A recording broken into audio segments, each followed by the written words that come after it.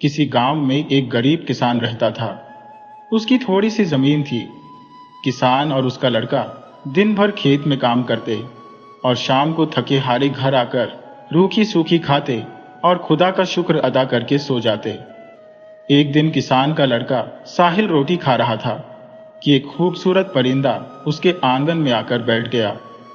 साहिल को यह परिंदा बहुत अच्छा लगा। साहिल ने अपनी रोटी के छोटे छोटे टुकड़े बनाकर परिंदे के सामने डाल दिए। परिंदा जल्दी जल्दी रोटी के उन टुकड़ों को खाने लगा। जब परिंदे ने रोटी के सारे टुकड़े खा लिए तो साहिल ने एक प्याले में परिंदे के लिए पानी रख दिया। परिंदा पानी पीकर खुशी से अपने पंख फड़फड़ाने लगा। साहिल परिंदे को खुश देखकर बहुत खुश हुआ। थोड़ी देर बाद जब परिंदा उड़ गया तो साहिल अपने बाप के साथ खेत पर जाने की तैयारी करने लगा।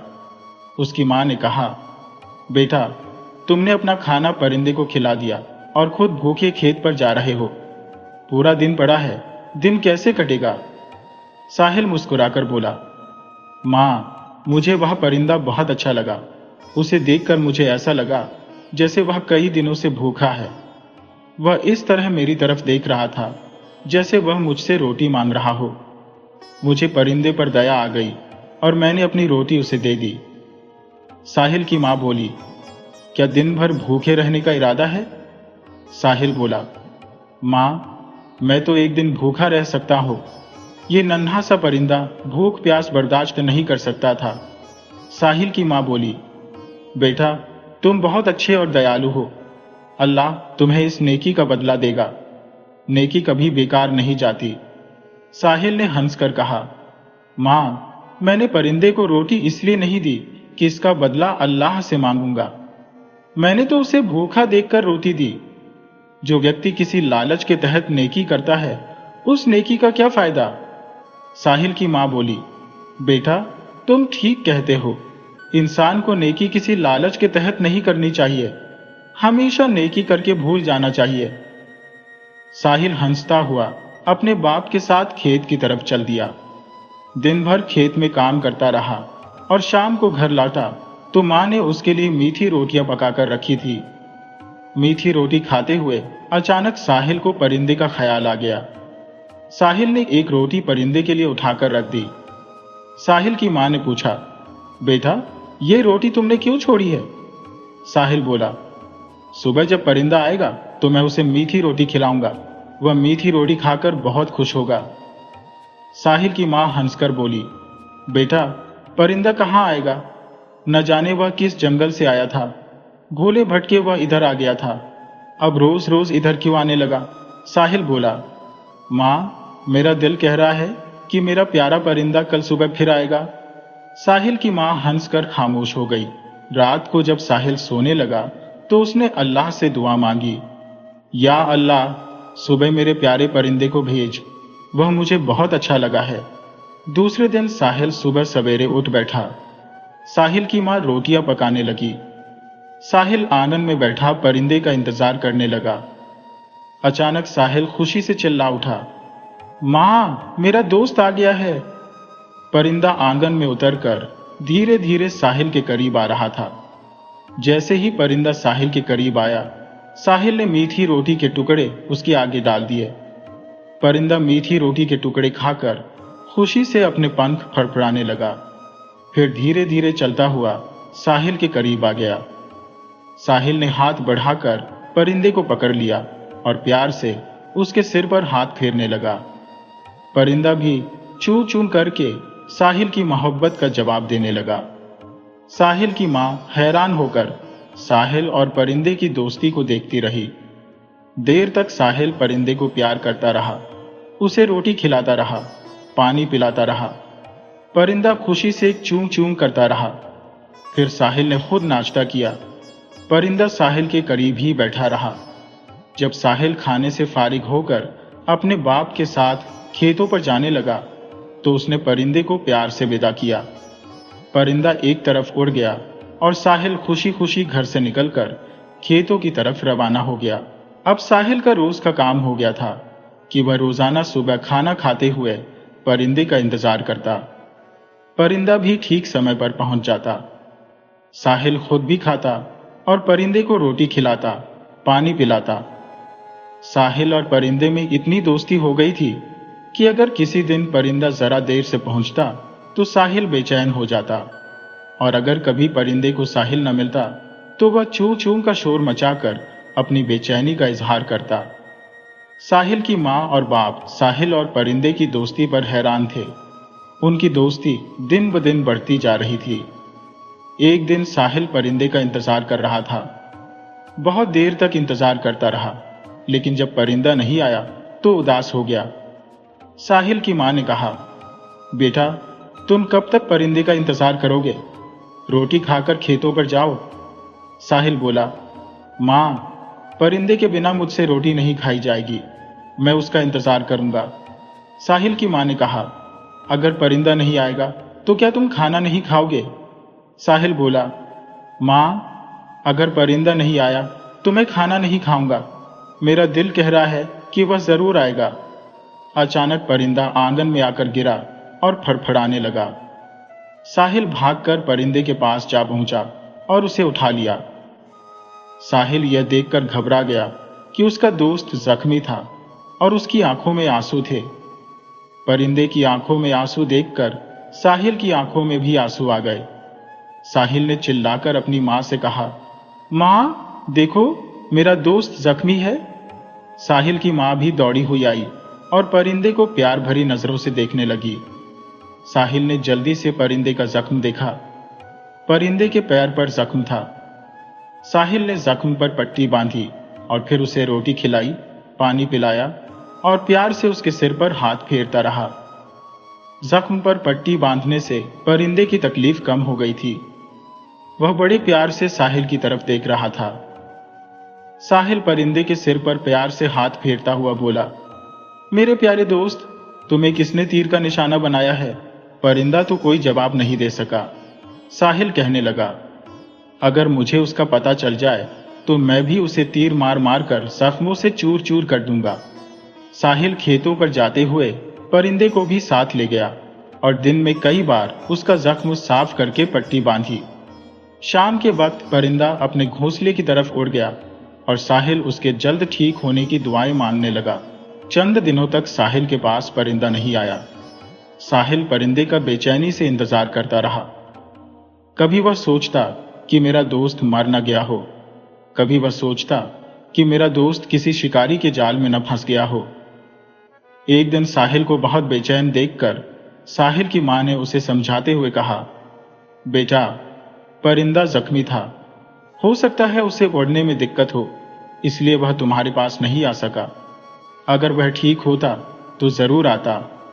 साहिल ने डरते डरते पूछा, मां, कहीं मेरा दोस्त मर तो नहीं गया? साहिल की मां ने उसे समझाते हुए कहा, बेटा, परिंदे का जख्म तो ऐसा नहीं था जिससे वह मर जाए। साहिल धीरे से बोला, खुदा करे मेरा दोस्त जिंदा हो। कई हफ्तों के इंतजार के बाद एक दिन परिंदा साहिल के पास आया। उसकी चोंच में एक बड़ा सा मोती था। परिंदे ने साहिल के करीब पहुंचकर चोंच खोली और मोती उसके सामने गिरा दिया। साहिल ने मोती उठा लिया और फिर अपनी मां को आवाज देकर बोला, मां, देखो, मेरा दोस्त आ गया है और वह मेरे लिए क्या लाया है। साहिल की मां बोली, साहिल बेटा, क्या बात है? परिंदा क्या लेकर आया है? साहिल दौड़ता हुआ मां के पास गया और उसे मोती दिखाते हुए कहा, मां, देखो, परिंदा मेरे लिए कितना बड़ा मोती लेकर आया है। साहिल की मां मोती देखकर हैरान रह गई। उसने अपनी जिंदगी में इतना बड़ा मोती नहीं देखा था। साहिल की मां मोती लेकर भागी भागी साहिल के बाप के पास गई और मोती दिखाते हुए बोली, देखो, साहिल का दोस्त परिंदा उसके लिए यह मोती लाया है।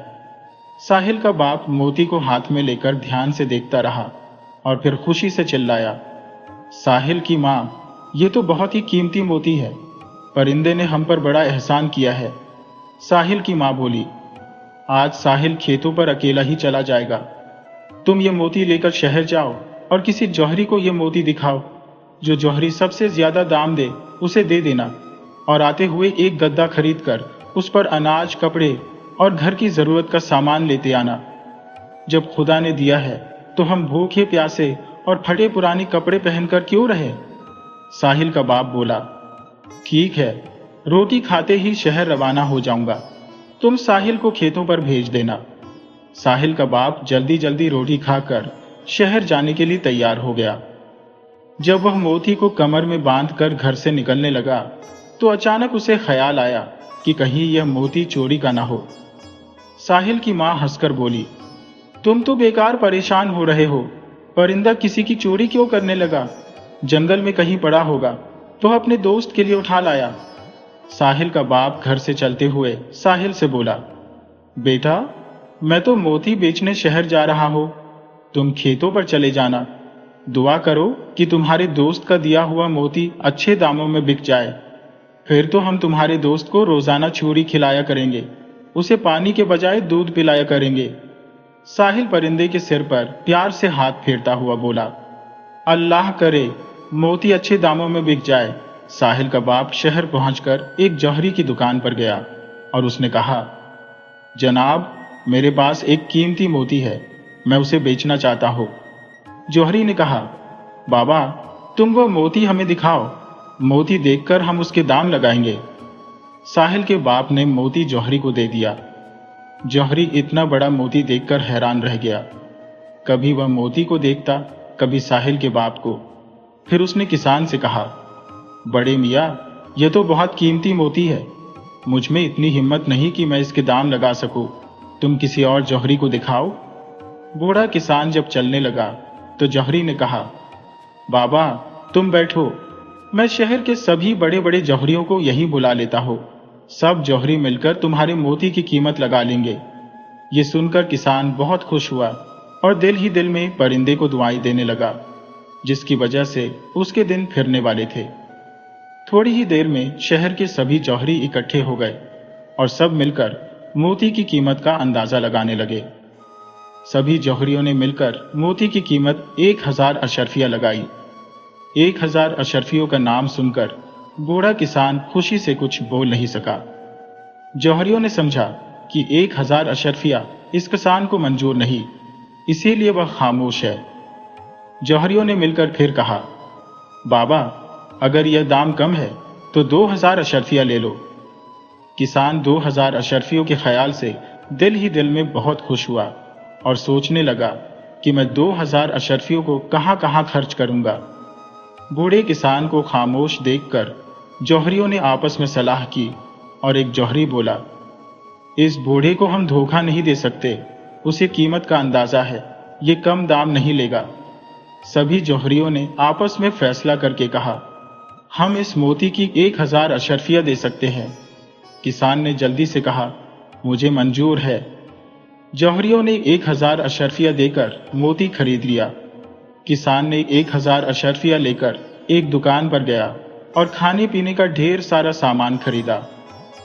फिर एक और दुकान से उसने सबके लिए अच्छे अच्छे कपड़े खरीदे और फिर सारा सामान गद्दे पर लाद कर घर की तरफ रवाना हो गया। दूसरी तरफ घर पर साहिल और उसकी मां आपस में बातें कर रहे थे। इतने में किसान गद्दे पर सामान लेकर खुश खुश घर में दाखिल हुआ। जैसे ही किसान घर में दाखिल हुआ, साहिल ने खुदा का शुक्र अदा किया और तीनों ने मिलकर गद्दे से सामान उतारा। खाने पीने का सामान और ढेर सारे कपड़े देखकर खुश हुए। किसान ने जब ढेर सारी अशर्फिया साहिल की मां को दी तो वह खुश हो गई। किसान बोला, साहिल की मां, जानती हो मोती के कितने दाम मिले? साहिल की मां बोली, मुझे क्या मालूम, तुम कितने में बेचकर आए हो?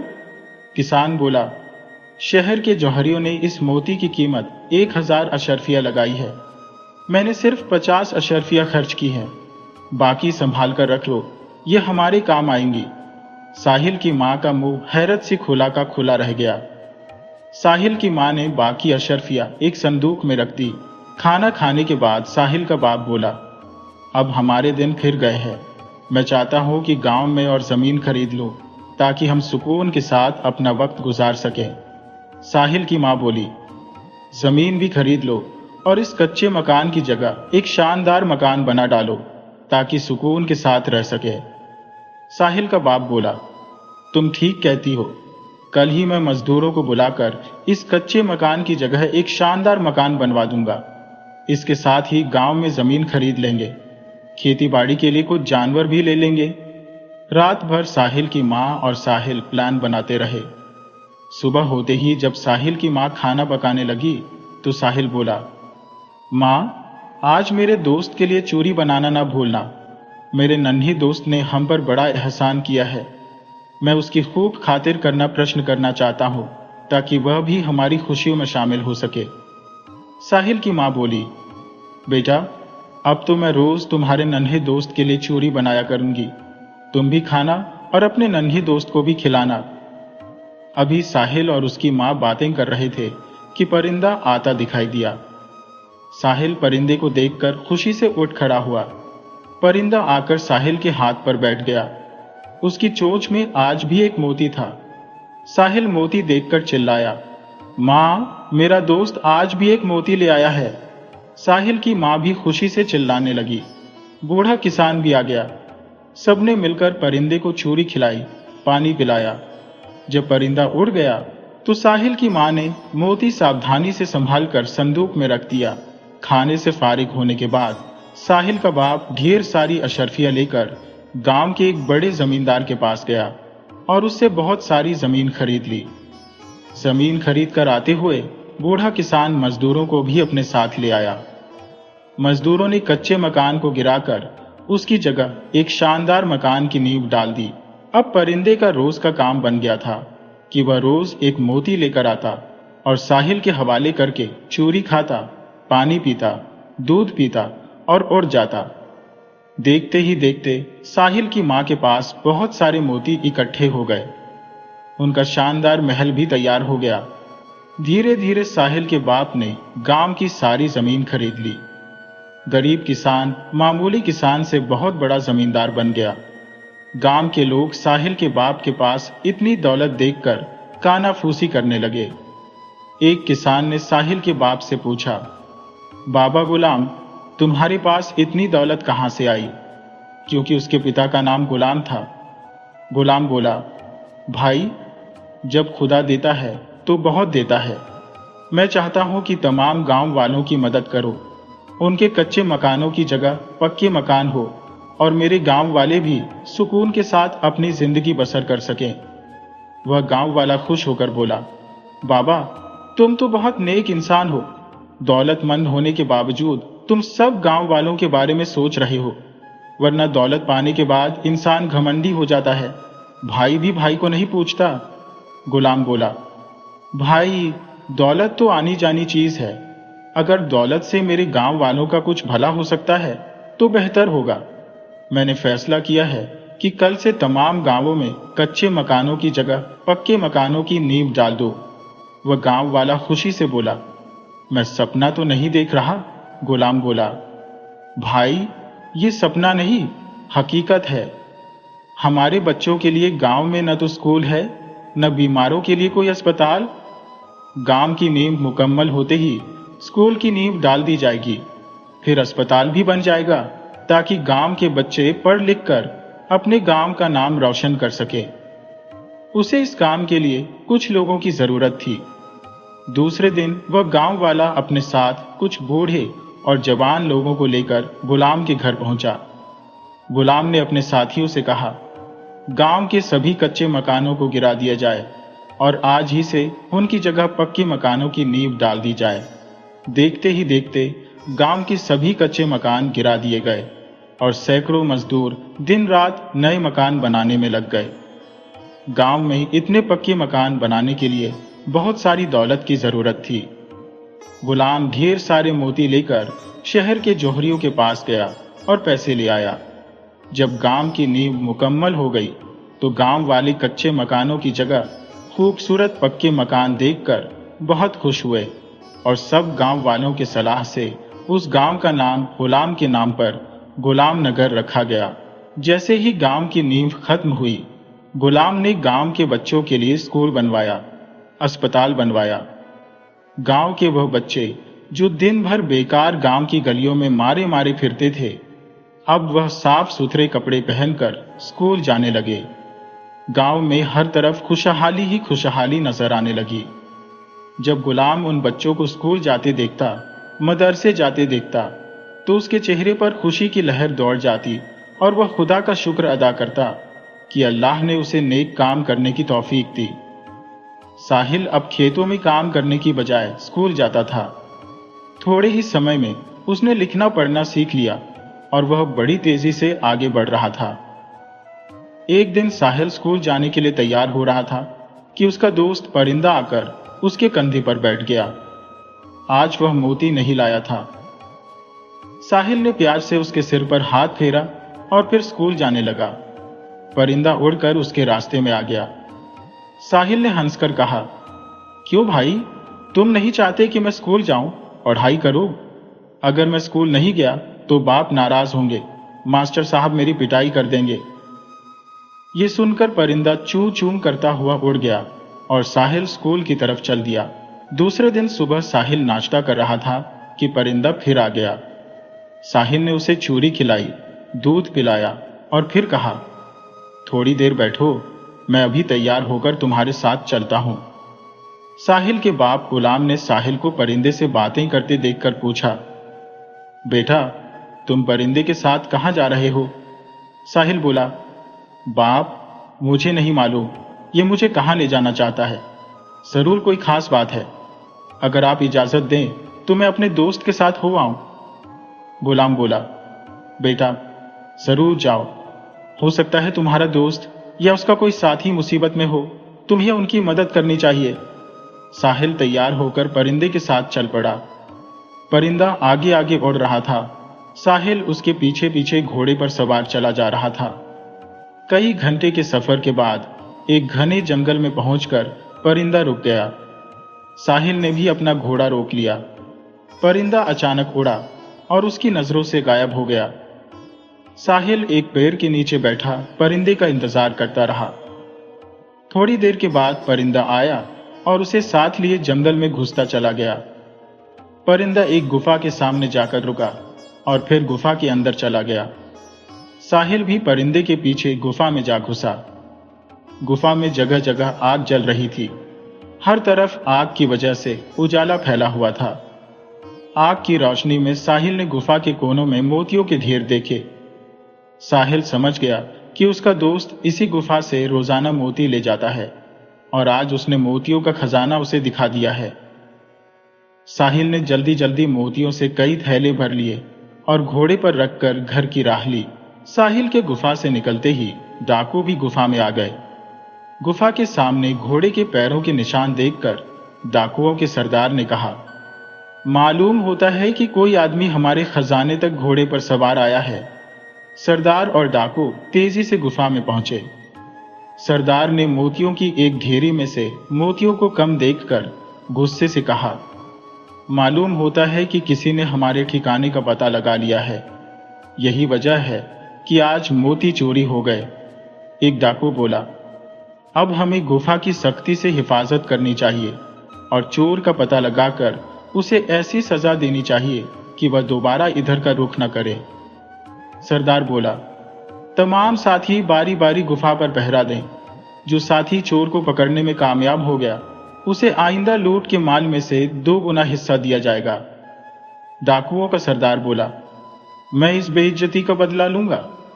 सब डाकू एकजुट होकर बोले, हम सरदार की बेइज्जती नहीं होने देंगे। चोर को पकड़ेंगे या फिर खुद भी जान दे देंगे।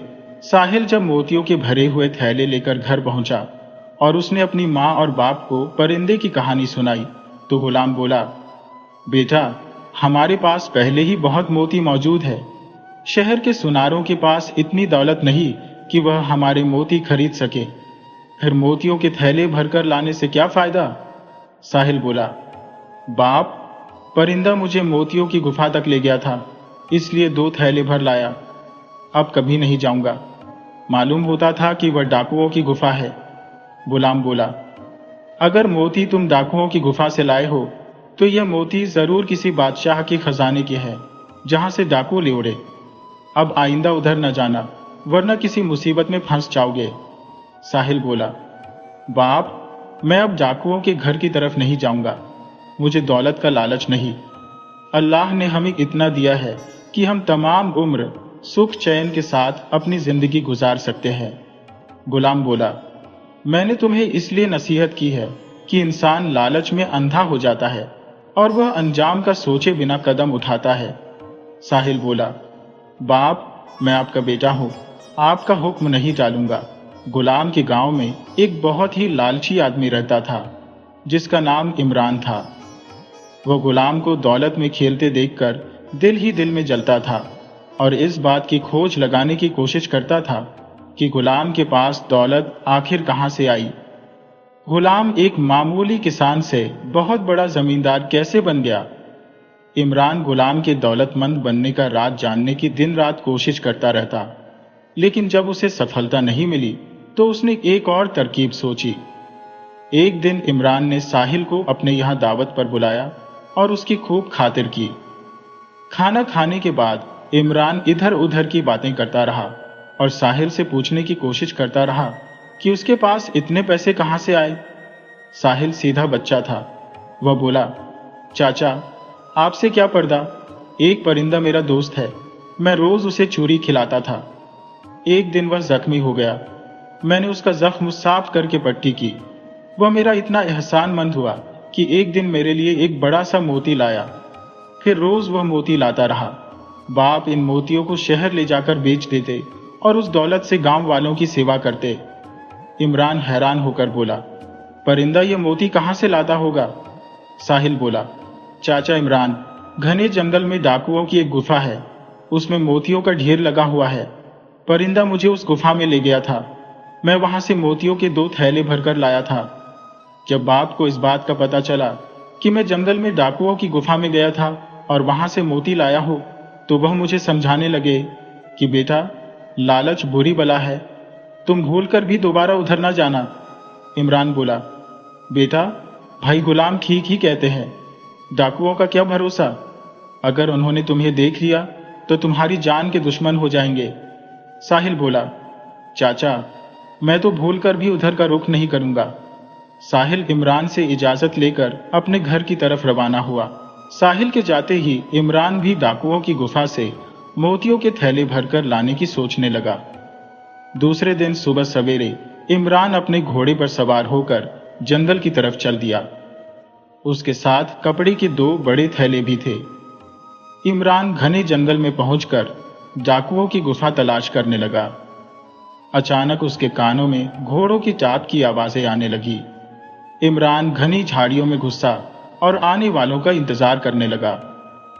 थोड़ी देर बाद तकरीबन 30 डाकू घोड़ों पर सवार इमरान के सामने से गुजरे। जब डाकू चले गए तो इमरान झाड़ियों से बाहर निकल आया और घोड़ों के पैरों के निशान देखता हुआ डाकुओं की गुफा में जा पहुंचा।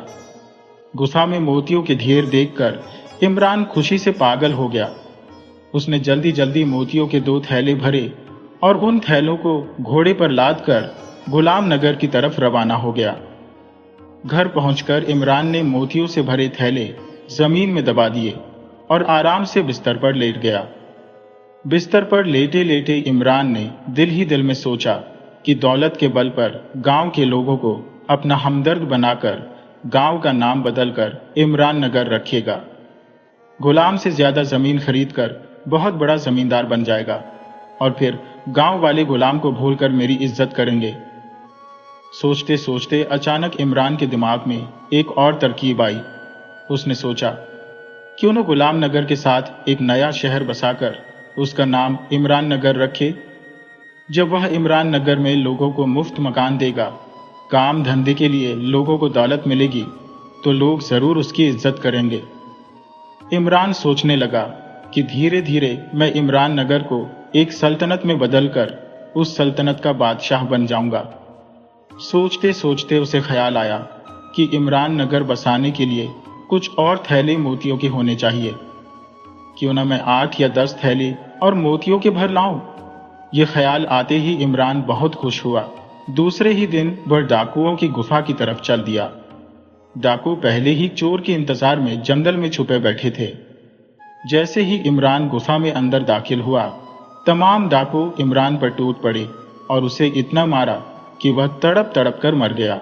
एक दिन जौहरी ने गुलाम से खरीदे हुए मोतियों को अच्छी तरह साफ करके एक खूबसूरत संदूक में रखा और बादशाह के दरबार में जा पहुंचा। बादशाह ने पूछा, जौहरी, तुम्हारे पास क्या है?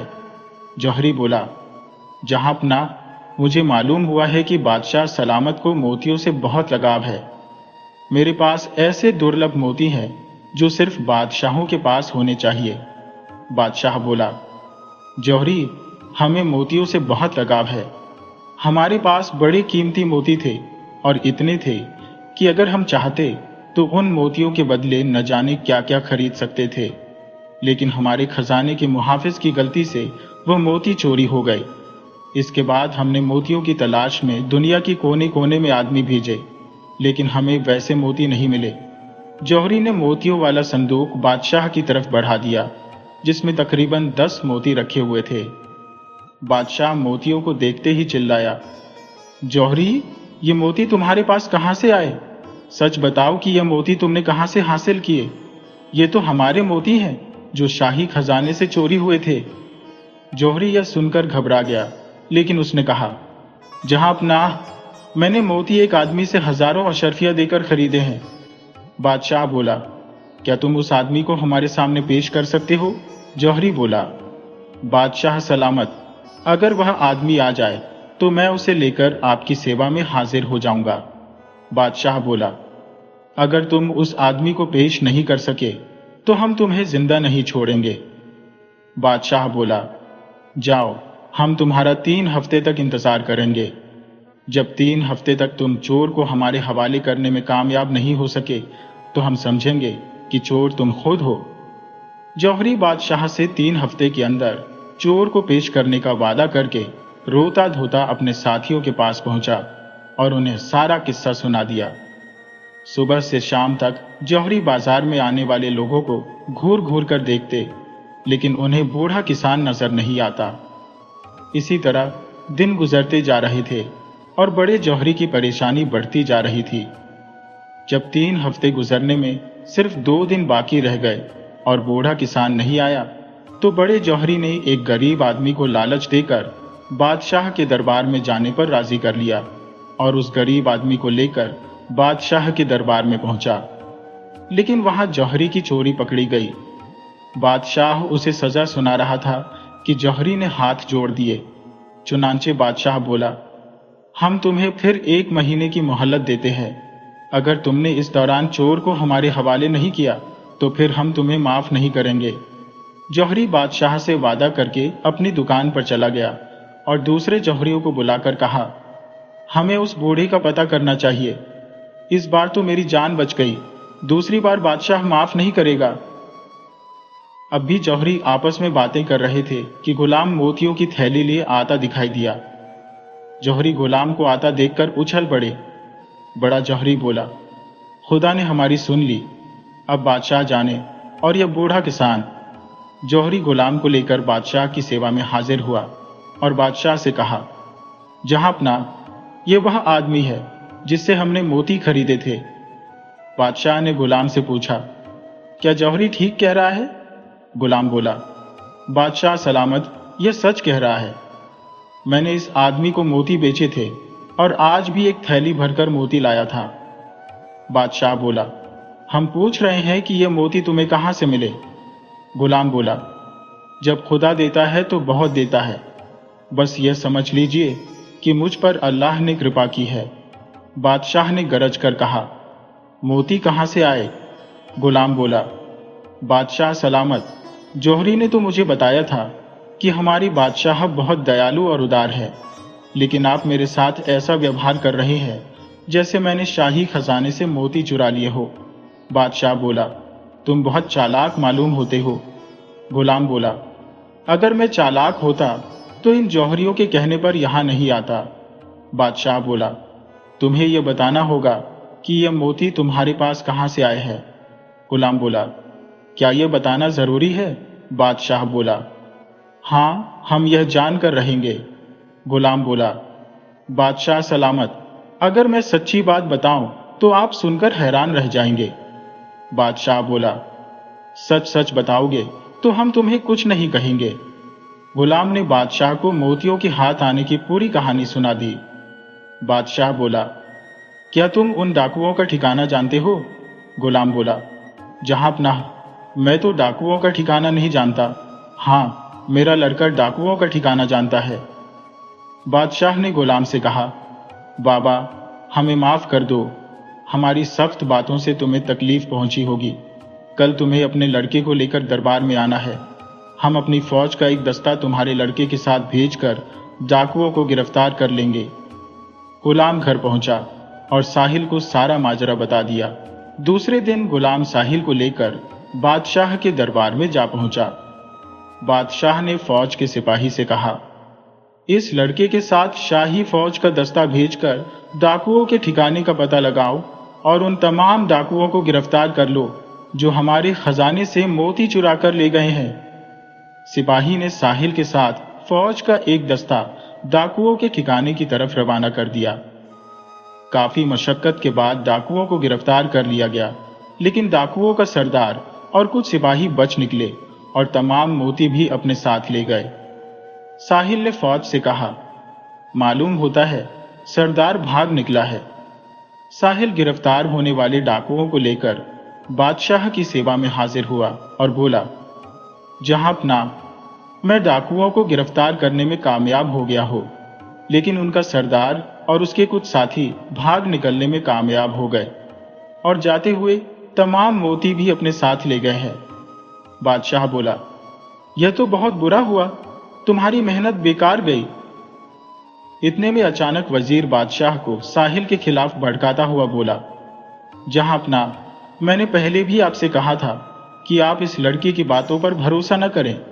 ये आपको धोखा देकर अपने सरदार और मोतियों को बचाना चाहता है, लेकिन आपने मेरी बात नहीं मानी।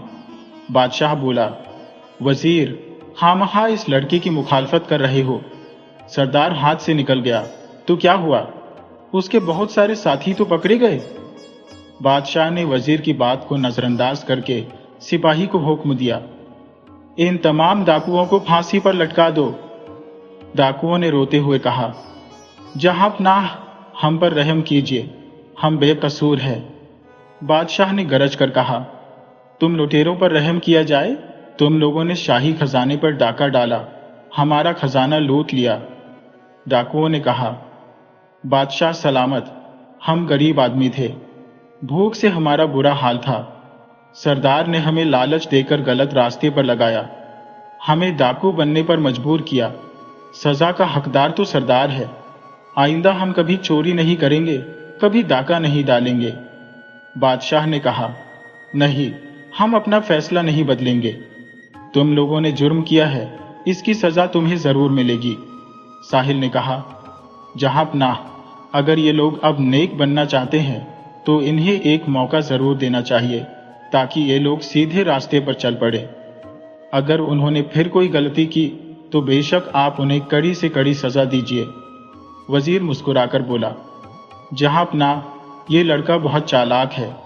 पहले उसने सरदार और उसके कुछ साथियों को भाग जाने का मौका दिया और अब इन डाकुओं को भी आजाद कराना चाहता है। अगर ये डाकू हैं तो इन्हें फांसी पर जरूर लटकाना चाहिए ताकि दूसरों को सबक मिले।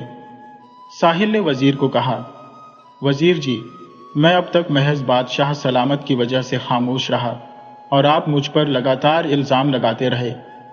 मुझे तो शक है कि शाही खजाने से मोतियों की चोरी में आपका भी हाथ है। आप डाकुओं से मिले हुए हैं।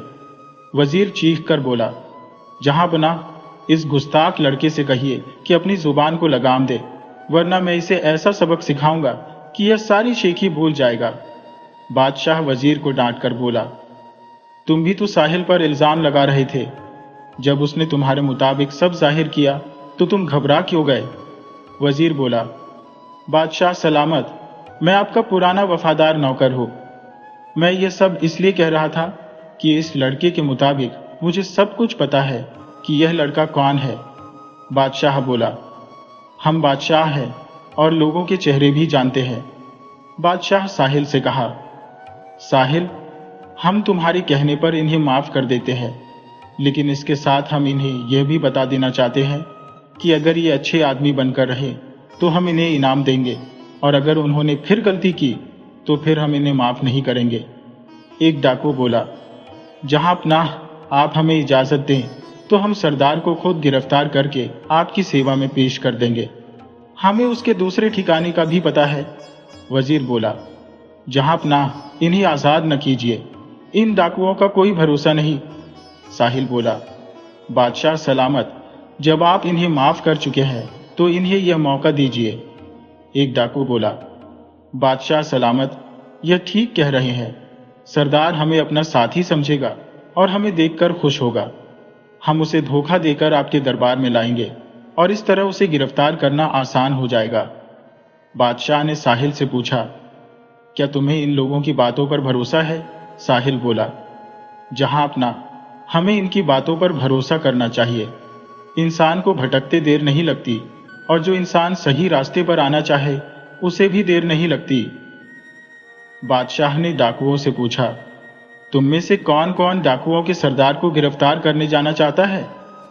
8 डाकू बोले, हम सरदार को गिरफ्तार करके आपकी सेवा में ले आएंगे। बादशाह ने उन डाकुओं को जाने की इजाजत दे दी और उन्हें एक एक घोड़ा और खाने पीने का सामान भी दिया।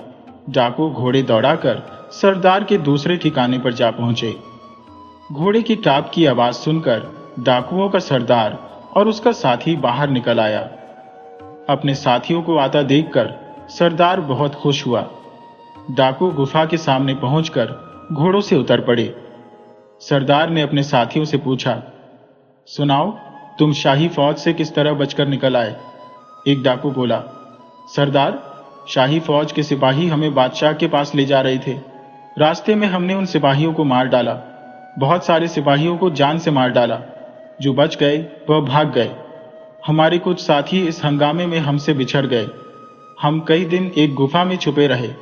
जब देखा कि खतरा टल गया है तो हम आपके पास चले आए। दूसरा डाकू बोला, सरदार, रास्ते में हमें कुछ जौहरी भी मिले थे जो बादशाह की सेवा में हीरे जवाहरात और मोती बेचने जा रहे थे। उन लोगों ने हमसे पूछा था कि तुम कौन हो? हमने उन्हें बताया था कि हम मोतियों के सौदागर हैं, बादशाह की सेवा में मोती बेचने जा रहे हैं। सौदागरों ने कहा, तुम भी हमारे साथ ही चलो ताकि हम सब इकट्ठे बादशाह की सेवा में जवाहरात और मोती पेश करके इनाम हासिल करें। हमने उन्हें कहा, हमें कुछ साथियों का इंतजार है, वह भी हमसे मिलेंगे तो हम शाही दरबार में पहुंच जाएंगे। सौदागर आगे बढ़े तो हम इधर आ गए। हमारा सुझाव है कि आप और हम सब सौदागरों के भेष में बादशाह की सेवा में हाजिर होकर मोती पेश करके बादशाह से माल दौलत हासिल करें। सुना है कि बादशाह को मोती जमा करने का बहुत शौक है। इस तरह हम बादशाह के हाथ मोती बेचकर तमाम उम्र ऐश से जिंदगी बसर कर सकते हैं। सौदागरों ने बादशाह को हमारे आने की खबर जरूर दी होगी। हमें इस मौके का फायदा उठाना चाहिए। सरदार थोड़ी देर तक सोचता रहा। सरदार को सोच में डूबा देखकर उसका एक साथी बोला, सरदार, क्या सोच रहे हो? सरदार बोला, मैं यह सोच रहा था कि कहीं बादशाह अपने मोती पहचान न ले। सरदार का साथी बोला, सरदार, बादशाहों को मोतियों की क्या पहचान? मोती तो सब एक जैसे होते हैं। मोतियों पर बादशाह का नाम तो नहीं होता जिससे हमें पकड़े जाने का डर हो। हम मोती बेचकर कारोबार शुरू करेंगे और यह चोरी डकैती छोड़ देंगे। सरदार खुश होकर बोला, तुमने बहुत अच्छा सुझाव दिया है। हम कल सुबह सौदागरों के भेष में बादशाह के दरबार में जा पहुंचेंगे। दूसरे दिन डाकुओं का सरदार अपने साथियों के साथ सौदागरों के भेष में बादशाह के दरबार में जा पहुंचा। वहां कुछ सौदागर पहले से बैठे थे। बादशाह ने एक डाकू से पूछा, तुम लोगों के पास क्या है? डाकू मुस्कुराते हुए बोला, बादशाह सलामत, हम सब मोतियों के सौदागर हैं और यह हमारे सरदार है। बादशाह डाकू का मतलब समझ गया और डाकुओं के सरदार से पूछा, सौदागर, तुम्हारे पास कितने मोती है? डाकुओं के सरदार ने कहा, जहां पनाह, हम मोतियों के सौदागर हैं। हमारे पास 4 घोड़ों पर मोती लदे हुए हैं। इजाजत हो तो आपकी सेवा में पेश करूं। बादशाह ने कहा, इजाजत है। अगर मोती हमें पसंद आ गए तो हम तुम्हें मोतियों के मुंह मांगे दाम देकर तुम्हारे सारे मोती खरीद लेंगे। डाकुओं के सरदार ने खुश होकर अपने एक साथी से कहा, घोड़ों पर से मोतियों की थैलियां उतार लाओ। सरदार का साथी घोड़ों पर से मोतियों की थैलियां उतार कर लाया और बादशाह के सामने पेश कर दी। वजीर दूर खड़ा यह तमाशा देख रहा था। वह इशारों में सरदार से कुछ कहने की कोशिश कर रहा था। सरदार बादशाह को बेवकूफ बनाकर दौलत इकट्ठी करने के चक्कर में पड़ा हुआ था। उसने वजीर की तरफ आंख उठाकर भी नहीं देखा। बादशाह और साहिल वजीर की इस हरकत को देख रहे थे, लेकिन बादशाह अनजान बना रहा। बादशाह ने शाही फौज के एक सिपाही से कहा, इन मोतियों को थैलियों में से निकालकर हमारे सामने ढेर कर दो। सिपाही थैलियों में से मोती निकालकर बादशाह के सामने ढेर करने लगा। जब सब थैलियां खाली हो गईं, तो बादशाह ने कहा, मोती इतने ही हैं या और भी तुम्हारे पास हैं? सरदार बोला, जहां अपना मोती तो हमारे पास बहुत थे, लेकिन चोरी हो गए। बादशाह हंसकर बोला, खूब, तो तुम लोगों से भी बड़ा कोई चोर हमारी सल्तनत में मौजूद है। सरदार चौंक कर बोला, जहां अपना, आप यह क्या कह रहे हैं? हमारा चोरों से क्या वास्ता? हम तो मुल्क खुरासान के रहने वाले हैं। मुल्क मुल्क घूमकर मोतियों की व्यापार करते हैं। बादशाह गुस्से से बोला, ये क्यों नहीं कहते कि हम मुल्क मुल्क के खजाने को लूटकर अपना घर भरते हैं? सरदार ने अपने साथी से कहा, बादशाह को हमारी असलियत का पता चल चुका है। अब यहां से भाग निकलना भी मुश्किल नजर आता है। एक डाकू बोला, जो साथी हमें यहां लाए थे वह हमारे दुश्मन मालूम होते हैं। उन्हीं लोगों ने हमें धोखे से यहां लाकर फंसा दिया है। बादशाह गरज कर बोला, डाकुओं के सरदार, हमारे खजाने से जितने मोती तुमने चुराए हैं वह हमारे हवाले कर दो, वरना हम तुम्हें और तुम्हारे तमाम साथियों को फांसी पर लटका देंगे। डाकुओं का सरदार बोला, जहां पनाह, आपको हमारी असलियत का पता चल चुका है। आप हमें जो चाहे सजा दें। जितने मोती हमारे पास थे वह आपकी सेवा में पेश कर चुके हैं, लेकिन एक बात बता दीजिए कि आपको हमारे बारे में किसने बताया? बादशाह ने साहिल की तरफ इशारा करते हुए कहा, सबसे पहले इस लड़के ने हमें तुम लोगों के बारे में बताया था, और तुम्हारे साथियों को गिरफ्तार करके लाने वाला लड़का भी यही है। इसके बाद तुम्हें यहां तुम्हारे साथी ले आए, जिनको तुमने गलत रास्ते पर डाला था। ये गरीब थे, उन्हें तुमने दौलत का लालच देकर डाकू बनने पर मजबूर किया। जब हमने उन्हें माफ कर दिया और उन्हें अपनी फौज में रख लिया, तो उन लोगों ने तुमसे बदला लेने के लिए तुम्हें गिरफ्तार करा दिया। सरदार बोला, जहां अपना, मैंने वाकई बहुत बुरा काम किया है। मैं बहुत बुरा हूं, मुझे फांसी की सजा मिलनी चाहिए। बादशाह बोला, हम तुम्हारी यह इच्छा जरूर पूरी करेंगे। सरदार बोला, इसके साथ साथ मेरी एक दरख्वास्त है। बादशाह बोला, क्या? डाकुओं का सरदार बोला, आप हमें आपके खजाने से मोती चुराने की तरकीब देने वाले को भी फांसी पर लटका दीजिए। वजीर घबराकर बोला, डाकुओं का सरदार अपनी जान जाती हुई देख दूसरों को अपना साथी बनाना चाहता है। बादशाह मुस्कुराकर बोला, हमें डाकुओं के साथी का पता है, जब हम चाहें उसे फांसी पर लटका देंगे। साहिल बोला, जहां अपना, कुछ महीने पहले मैं इन डाकुओं की गुफा से मोतियों के 2 थैले भरकर लाया था। वह मैं आपकी सेवा में पहुंचा दूंगा, लेकिन वह मोती जो मेरा दोस्त परिंदा लाता रहा, वह मेरे बाप ने जौहरियों को बेच दिए हैं। उन मोतियों से जो दौलत मिली वह हमने अपने लिए और गांव वालों की भलाई के लिए खर्च की। डाकुओं का सरदार बोला, जहां पनाह, ये लड़का भी मुजरिम है, इसे भी मेरे साथ फांसी पर लटका दीजिए। इसने आपके मोती बेचकर अपने पर खर्च किए हैं। साहिल बोला, जहां अपना, मुझे अगर यह मालूम होता कि वह मोती शाही खजाने से चुराए गए हैं, तो मैं उन्हें बेचने की हिम्मत नहीं करता। मुझे तो मेरे एक बेजुबान मेहरबान दोस्त ने वह मोती दिए थे, जिनके बारे में मुझे कुछ भी पता नहीं था। वजीर उससे बोला, तुम हमें बेवकूफ नहीं बना सकते। साहिल बोला, वजीर साहब, कौन किसको बेवकूफ बनाता रहा है, ये बादशाह सलामत बखूबी जानते हैं। आप इस मामले में खामोश रहें, इसी में आपकी भलाई है। वजीर चिल्लाकर बोला, ए लड़के, तू अपनी चालाकी से बादशाह सलामत को धोखा नहीं दे सकता। तूने शाही मोती बेचने की हिम्मत कैसे की? साहिल बोला, जिस गांव में हम रहते हैं वह बहुत ही गरीब लोगों का गांव था। लोगों के पास न तो अपने लिए मकान थे, न पहनने के लिए कपड़े। दिन भर में एक बार रूखी सूखी खाकर अपना पेट पालते थे। जब मेरे बाप के हाथ दौलत लगी तो उन्होंने गांव वालों के लिए अच्छे काम किए। वजीर बोला, ये बाप की उदारता की कहानियां सुनाकर फांसी के फंदे से बच जाना चाहता है। साहिल ने कहा, जहां पना, अगर मैं झूठा हूं तो मुझे झूठ की जो चाहे सजा दे दो, और अगर मैं सच्चा हूं तो मुझे माफी दे दीजिए। साहिल बोला, जहां पना, आपको तकलीफ तो होगी।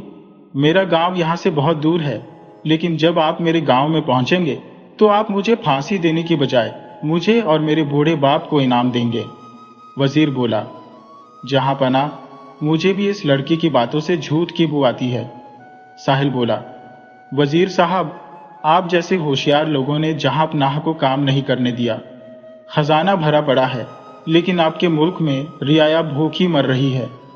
वजीर घबराकर बोला, तुम झूठ कहते हो? हमारे मुल्क की रियाया तो बहुत खुशहाल है। मैंने रियाया के लिए वह काम किए हैं जो कोई नहीं कर सकता। साहिल हंसकर बोला, आपके कारनामों को इस मुल्क की रियाया कैसे भूल सकती है? आपके कारनामे यही है कि गरीब रियाया भूखी नंगी है। बादशाह ने गुस्से से वजीर की तरफ देखते हुए कहा, क्या यह लड़का सच बोल रहा है? वजीर ने खुशामदी अंदाज में कहा, जहां पनाह, मुझे तो यह लड़का बहुत झूठा लगता है। साहिल ने अदब से कहा, बादशाह सलामत, मैं तो पहले ही कह चुका हूं कि मेरे सच और झूठ का फैसला आप खुद करें। बादशाह बोला, हम आज ही तुम्हारे गांव की तरफ रवाना होंगे। साहिल बोला, जब आप मेरे गांव की तरफ रवाना होंगे, रास्ते में आपको कई ऐसे गांव मिलेंगे जिन्हें देखकर आपको मेरी बातों पर यकीन आ जाएगा। आपके वजीर ने आज तक आपको धोखा दिया, आपको धोखे में रखा, आपको गलत सलाह देता रहा। अचानक डाकुओं का सरदार बोला, जहां अपना, हमें खजाना लूटने की सलाह भी इसी आदमी ने दी थी। वजीर घबराकर बोला, बादशाह सलामत, ये सब मेरे खिलाफ साजिश कर रहे हैं, मुझे आपकी नजरों से गिराना चाहते हैं। मैंने ऐसा कोई काम नहीं किया जिससे आपको या रियाया को नुकसान पहुंचे। साहिल मुस्कुराकर बोला, अगर मैंने या डाकुओं के सरदार ने आपके खिलाफ साजिश की है तो इसका पता चल जाएगा। बादशाह सलामत जो सजा चाहे हमें दे सकते हैं। बादशाह बोला, अगर वजीर ने हमें धोखा दिया है तो हम इसे कभी माफ नहीं करेंगे, और अगर साहिल और डाकुओं के सरदार ने हमारे और वजीर के खिलाफ साजिश की है तो हम उन्हें भी माफ नहीं करेंगे। ये सुनकर वजीर के होश उड़ गए। बादशाह ने शाही फौज के सिपाही से कहा, जब तक हम अपनी रियाया को अपनी आंखों से नहीं देख लेते तब तक वजीर, डाकुओं का सरदार और यह लड़का शाही फौज की कैद में रहेंगे। बादशाह अपनी फौज और दरबारियों के साथ साहिल का गांव देखने के लिए रवाना हुआ। शहर से निकलकर जब बादशाह एक गांव में पहुंचा तो उसने अपनी रियाया को खेतों में काम करते देखा, जिनके फटे पुराने कपड़े थे, जिनके चेहरे भूख से सूखे हुए थे। गांव में सिर्फ एक पक्का मकान था, बाकी सब छोटे छोटे कच्चे मकान थे। जब रियाया को पता चला कि उनका बादशाह गांव में आया है तो वह हैरान रह गए। रियाया दौड़कर बादशाह को देखने के लिए जमा हो गई। बादशाह अपनी गरीब रियाया की हालत देखकर बहुत दुखी हुआ। उसकी आंखों में आंसू आ गए। बादशाह ने एक गरीब किसान से पूछा, क्यों बाबा, तुम्हारा क्या हाल है? किसान ने कहा, जहां अपना, हम गरीबों का हाल क्या पूछते हो? दिन भर मेहनत करते हैं लेकिन पेट भरकर रोटी नसीब नहीं होती। हमारे पास इतने पैसे नहीं होते कि हम अपने और अपने बच्चों के लिए कपड़े बना सके।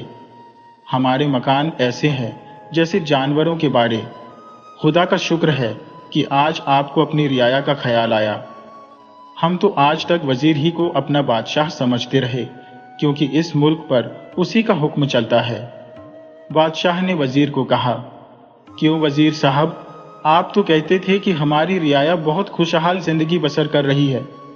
आपने इस मुल्क और इस मुल्क की रियाया के लिए बहुत काम किए हैं। इस मुल्क में कोई गरीब नहीं।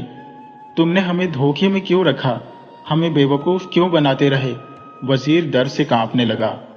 बादशाह चिल्लाकर बोला, वजीर, तुमने हमारी रियाया पर जुल्म नहीं किया, बल्कि हम पर जुल्म किया है, और हम तुम्हें इस जुल्म की सजा जरूर देंगे। बादशाह ने एक गरीब किसान को अपने करीब बुलाकर कहा, चाबुक उठाओ और वजीर को कोड़े लगाओ। किसान ने वजीर को कोड़े मारे। फिर बारी बारी गांव के तमाम लोगों ने वजीर को कोड़े मारे। वजीर कोड़े खाकर बेहोश हो गया। बादशाह ने खजांची को बुलाकर कहा, इस गांव के लोगों को पक्के मकान बनाने, कपड़े और जमीनें खरीदने के लिए 100 अशर्फिया दी जाए। फिर बादशाह ने गांव के लोगों से कहा, अगर और जरूरत पड़ जाए तो तुम सीधे हमारे पास चले आना। गांव के गरीब लोग बहुत खुश हुए। इसी तरह बादशाह आगे चलता गया और गांव के लोगों को अशर्फिया देता रहा और वजीर को चाबुक लगवाता रहा। काफी गांव गुजर गए। वजीर का चाबुक खा खा कर बुरा हाल था। बादशाह ने कहा, वजीर का पूरा इलाज किया जाए, ताकि जब यह ठीक हो जाए तो इसकी फिर से पिटाई की जा सके। जैसे जैसे साहिल का गांव करीब आ रहा था, साहिल बहुत खुश दिखाई दे रहा था और वजीर के चेहरे पर हवाइयां उड़ रही थी। उसने अपनी मौत को करीब देखकर बादशाह से कहा, जहांपना, चाबुक खाते खाते मेरा बुरा हाल हो गया है। अब मुझ में चाबुक खाने की हिम्मत नहीं। बेहतर है कि आप मुझे तलवार के एक ही वार से खत्म कर दीजिए, ताकि मैं आराम से मर सकूं। बादशाह बोला, रियाया पर जुल्म करते हुए तुम्हें कुछ ख्याल नहीं आया? हमें धोखा देते हुए तुम्हें डर नहीं आया? हम तुम्हें तड़पा तड़पा कर मारेंगे। सफर करते करते बादशाह जब गुलाम नगर के करीब पहुंचा तो दूर से ही साफ सुथरे मकान और अच्छे लिबास पहने लोगों को देखकर पूछा, यह कौन सा गांव है? हमने आज तक अपनी सल्तनत में इतना खूबसूरत गांव नहीं देखा। इस गांव के लोग बहुत मालदार लगते हैं। साहिल ने आगे बढ़कर कहा, जहां पना, ये मेरा गांव गुलाम नगर है, जिसके बारे में मैं पहले ही सब कुछ बता चुका हूं। आपका वजीर और डाकुओं का सरदार मुझे झूठा मक्कार कह रहे थे। आप खुद अंदाजा लगा लें, मैंने आपसे झूठ कहा था या सच। जब बादशाह गांव में दाखिल हुआ तो गांव के लोगों ने बादशाह का शानदार स्वागत किया। गांव के स्कूल में उसी वक्त छुट्टी हुई थी। बच्चे अपना अपना बस्ता उठाए स्कूल से घरों की तरफ जा रहे थे। बादशाह खुश होकर बोला, क्या इस गांव में स्कूल भी है? साहिल बोला, जापना, इस गांव में स्कूल भी है और अस्पताल भी। यहाँ खेलने के लिए मैदान भी है। साहिल बादशाह को लेकर गांव में पहुंचा। बादशाह मकान देखकर बहुत खुश हुआ। एक ही तरह के खूबसूरत मकान देखकर बादशाह बोला, साहिल, तुमने ठीक ही कहा था कि जो काम हमें और हमारी सरकार को करना चाहिए था वह तुमने किया है। गांव के लोग साफ सुथरे कपड़े पहने इधर उधर घूम रहे थे। बादशाह बोला, ए नौजवान, हम तुम्हारी बाप के कारनामों से बहुत खुश हैं। डाकुओं का सरदार बादशाह के कदमों पर गिरकर बोला, जहांपना, मुझे माफ कर दीजिए। मैं इस लड़के को धोखेबाज और मक्कार समझता था, क्योंकि उस वक्त तक मैं यही समझ रहा था कि लड़का झूठ बोल रहा है। मैं वजीर को बचाना चाहता था, क्योंकि उसने शाही खजाना लूटने में मदद दी थी। इस लड़के ने मेरी आंखें खोल दी। मैं आपसे वादा करता हूं, अगर जहांपना आप मेरी जान बख्श दें तो तमाम उम्र इस मुल्क की सेवा करता रहूंगा। मैं इमारत बनाने का माहिर हूं। इसी वजीर ने मुझे डाके डालकर ऐश करने की आदत डाली थी। मैं इस मुल्क की रियाया के लिए अपना खून पसीना एक कर दूंगा। बादशाह ने साहिल की तरफ देखा। साहिल ने बादशाह से कहा, जहांपना, इंसान पैदाइशी चोर या डाकू नहीं होता। यह तो बुरी संगत और बुरे माहौल का नतीजा होता है। आप सरदार को माफ कर दें। हो सकता है वह नेक बनकर इस मुल्क की सेवा कर सके। बादशाह ने सरदार से कहा, हम अपने नौजवान दोस्त की सिफारिश पर तुम्हें माफ करते हैं। सरदार को माफी मिलते ही वजीर ने रोते हुए कहा, जहांपना, मुझे भी माफ कर दीजिए। मैं तमाम उम्र ईमानदारी के साथ रियाया की सेवा करता रहूंगा। बादशाह ने वजीर को गुस्से से देखते हुए कहा, डाकुओं के सरदार ने सिर्फ हमारे खजाने पर डाका डाला था, लेकिन तुमने पूरे मुल्क की रियाया को लूटा है। तुम्हारा जुर्म इस काबिल नहीं कि तुम्हें माफी दी जाए। हम तुम्हें माफ नहीं करेंगे। तुम्हारा कसूर इस सरदार से बहुत ज्यादा है। वजीर गिड़गिड़ाकर बोला, जहां पनाह, मुझे मेरे कसूर की सजा मिल चुकी है। मुझे इतने कोड़े लगे हैं कि मैं जिंदगी भर उन कोड़ों का दर्द महसूस करता रहूंगा। साहिल ने कहा, जहां पनाह, मुझे आपके मामलों में दखल देने का कोई हक नहीं, लेकिन वजीर की हालत देखते हुए आपसे दरख्वास्त करता हूं कि आप इसे भी माफ कर दीजिए। बादशाह बोला, हम सारी दुनिया का कसूर माफ कर सकते हैं, लेकिन इस गद्दार वजीर का नहीं। वजीर ने रोते हुए बादशाह के पैर पकड़ लिए और बादशाह से रहम की भीख मांगने लगा। साहिल ने बादशाह को कहा, जहां बना, अगर मेरी जान बख्शी की जाए तो मैं एक बात कहूं। बादशाह ने कहा, तुम हमारे दोस्त हो, तुमने हमारी आंखें खोल दी है, तुम्हें बात करने की नहीं, हमें सलाह देने की इजाजत है। साहिल बोला, जहां पनाह, अगर वजीर ने आपके साथ गद्दारी की, आपको रियाया के बारे में नहीं बताया, तो यह उसकी गलती है, लेकिन कसूरवार आप भी हैं। आप इस मुल्क के बादशाह हैं। अल्लाह ने आपको इतनी बड़ी सल्तनत इसलिए नहीं दी कि आप अपने महल में रहकर सिर्फ ऐशो इशरत की जिंदगी बसर करें। आपका काम था कि आप भी हमारे मुसलमान बादशाहों की तरह रातों को महल से निकलकर अपनी रियाया का हाल मालूम करते, रियाया के दुख दर्द से वाकिफ होते। बादशाह थोड़ी देर सोचता रहा और फिर शाही फौज के एक अफसर से कहा, कोड़ा ले आओ। बादशाह का यह हुक्म सुनकर वजीर, साहिल, गुलाम और सरदार सब डर गए। सबका यह ख्याल था कि बादशाह फौज के अफसर को हुक्म देगा कि इस गुस्ताख लड़के को इतने कोड़े मारे जाएं कि यह दोबारा गुस्ताखी न कर सके। लेकिन जब फौज का अफसर कोड़ा लेकर बादशाह की सेवा में हाजिर हुआ तो बादशाह ने उसे हुक्म दिया, तुम मेरी पीठ पर इतने ही कोड़े मारो जितने तुमने अब तक वजीर को मारे हैं। हमारा दोस्त ठीक कहता है कि हम दोनों कसूरवार हैं, बल्कि मेरा जुर्म वजीर के जुर्म से ज्यादा संगीन है। बादशाह का हुक्म सुनकर सब हैरान रह गए। खुशी से सबकी आंखों में आंसू आ गए। बादशाह चिल्लाया, हुक्म की तामील हो। फौज का अफसर बादशाह पर कोड़े बरसाने लगा। जब कोड़े बरसाना रुक गया तो बादशाह ने साहिल से कहा, मेरे नौजवान दोस्त, अब तो तुम खुश हो। साहिल बोला, बादशाह सलामत। जिस मुल्क में आप जैसा इंसाफ पसंद बादशाह मौजूद हो, उस मुल्क पर दुनिया के लोग फख्र करेंगे। बादशाह ने वजीर का कसूर तो माफ कर दिया, लेकिन इसके साथ ही यह ऐलान किया कि आज से हमारा वजीर हमारा नौजवान दोस्त साहिल होगा। गुलाम, सरदार और साहिल इस ऐलान पर हैरान रह गए। साहिल ने अदब से कहा, जहां पनाह, मैं इस काबिल नहीं कि इस मुल्क की रियाया की सेवा कर सकूं। बादशाह बोला, यह तो हम जानते हैं कि कौन काबिल है और कौन नहीं। तुम्हें हमारा वजीर बनना पड़ेगा। अब तुम अपने गांव की सेवा के साथ साथ पूरे मुल्क की सेवा करोगे। साहिल बोला, लेकिन वजीर बनने से पहले मेरी कुछ शर्तें हैं। साहिल की बात सुनकर बादशाह मुस्कुराता हुआ बोला, हम तुम्हारी शर्तें सुनना चाहते हैं। साहिल बोला, शाही खजाने में जितनी दौलत जमा है, यह आपकी दौलत नहीं होगी। यह तमाम दौलत रियाया की होगी। यह दौलत रियाया की भलाई के लिए खर्च होगी। मैं रियाया की भलाई के लिए जो भी काम करूंगा, आपको उसकी मंजूरी देनी होगी। बादशाह बोला, पहले शाही खजाने में जमा दौलत हमारी थी, लेकिन आज से वह दौलत रियाया की होगी। तुम्हारी इस शर्त से पहले ही हमने फैसला कर लिया था कि हम अब महल में बैठे नहीं रहेंगे, रियाया की सेवा करेंगे। तुम्हें रियाया की भलाई के लिए हर काम करने का अधिकार होगा। हमारी मंजूरी की भी जरूरत नहीं। साहिल बोला, आज से इस मुल्क में तमाम परिंदों, जानवरों की शिकार पर पाबंदी लगा दी जाए।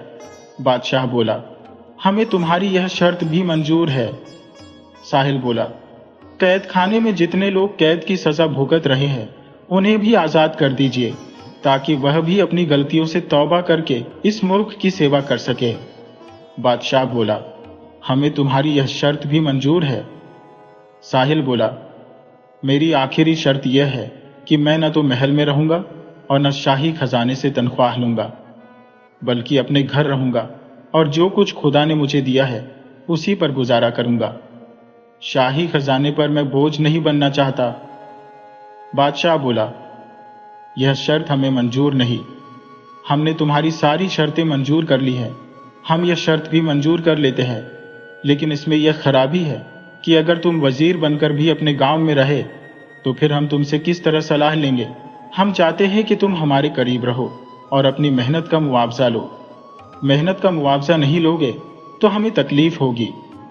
सरदार, गुलाम और वजीर ने कहा, साहिल, आपको जहांपनाह की सलाह मान लेनी चाहिए।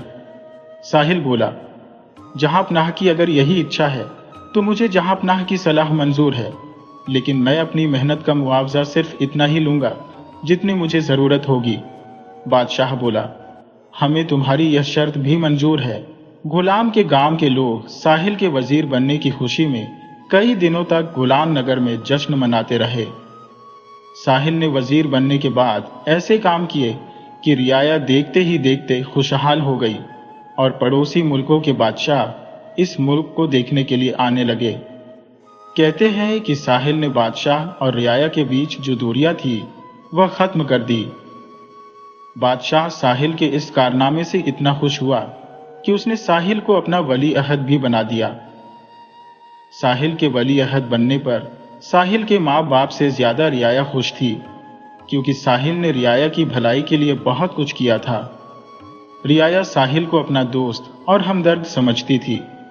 साहिल देखते ही देखते बादशाह सलामत की पहली पसंद बन गया। बादशाह सलामत की एक बेटी थी जिसका नाम जुलेखा था। बादशाह ने साहिल के बाप से उनके बेटे के लिए अपनी बेटी का रिश्ता तय कर लिया कि जब बच्चे बड़े हो जाएंगे तो हम इन दोनों की शादी कर देंगे। तो देखा आपने ईमान का नतीजा। साहिल को वजीर भी बना दिया गया और बादशाह की बेटी भी मिल गई। तो ऐसे ही मजेदार कहानियां देखने के लिए हमारे चैनल को सब्सक्राइब करें और कमेंट सेक्शन में बताइएगा कि आप कौन सी कंट्री, कौन से देश, कौन से शहर, कौन से मुल्क, कौन से गांव से हमारी वीडियो को देख रहे हैं। आप अपने कीमती विचार कमेंट सेक्शन में जरूर दीजिएगा। मिलते हैं एक और नई और इंटरेस्टिंग वीडियो के साथ।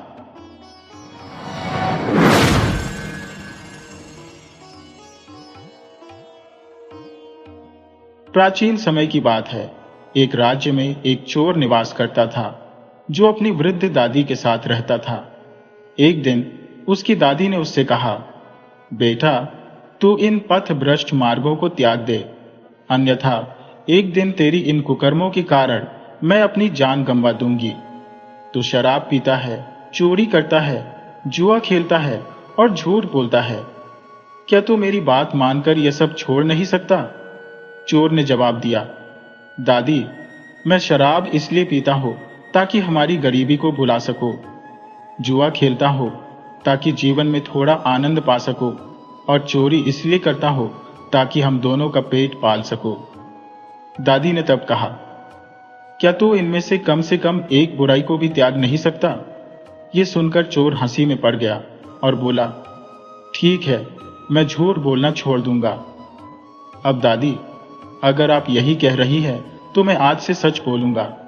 वह चोर जिस राज्य में रहता था वहां का राजा अत्यंत समृद्ध और शक्तिशाली था, परंतु उसे संतुष्टि नहीं थी।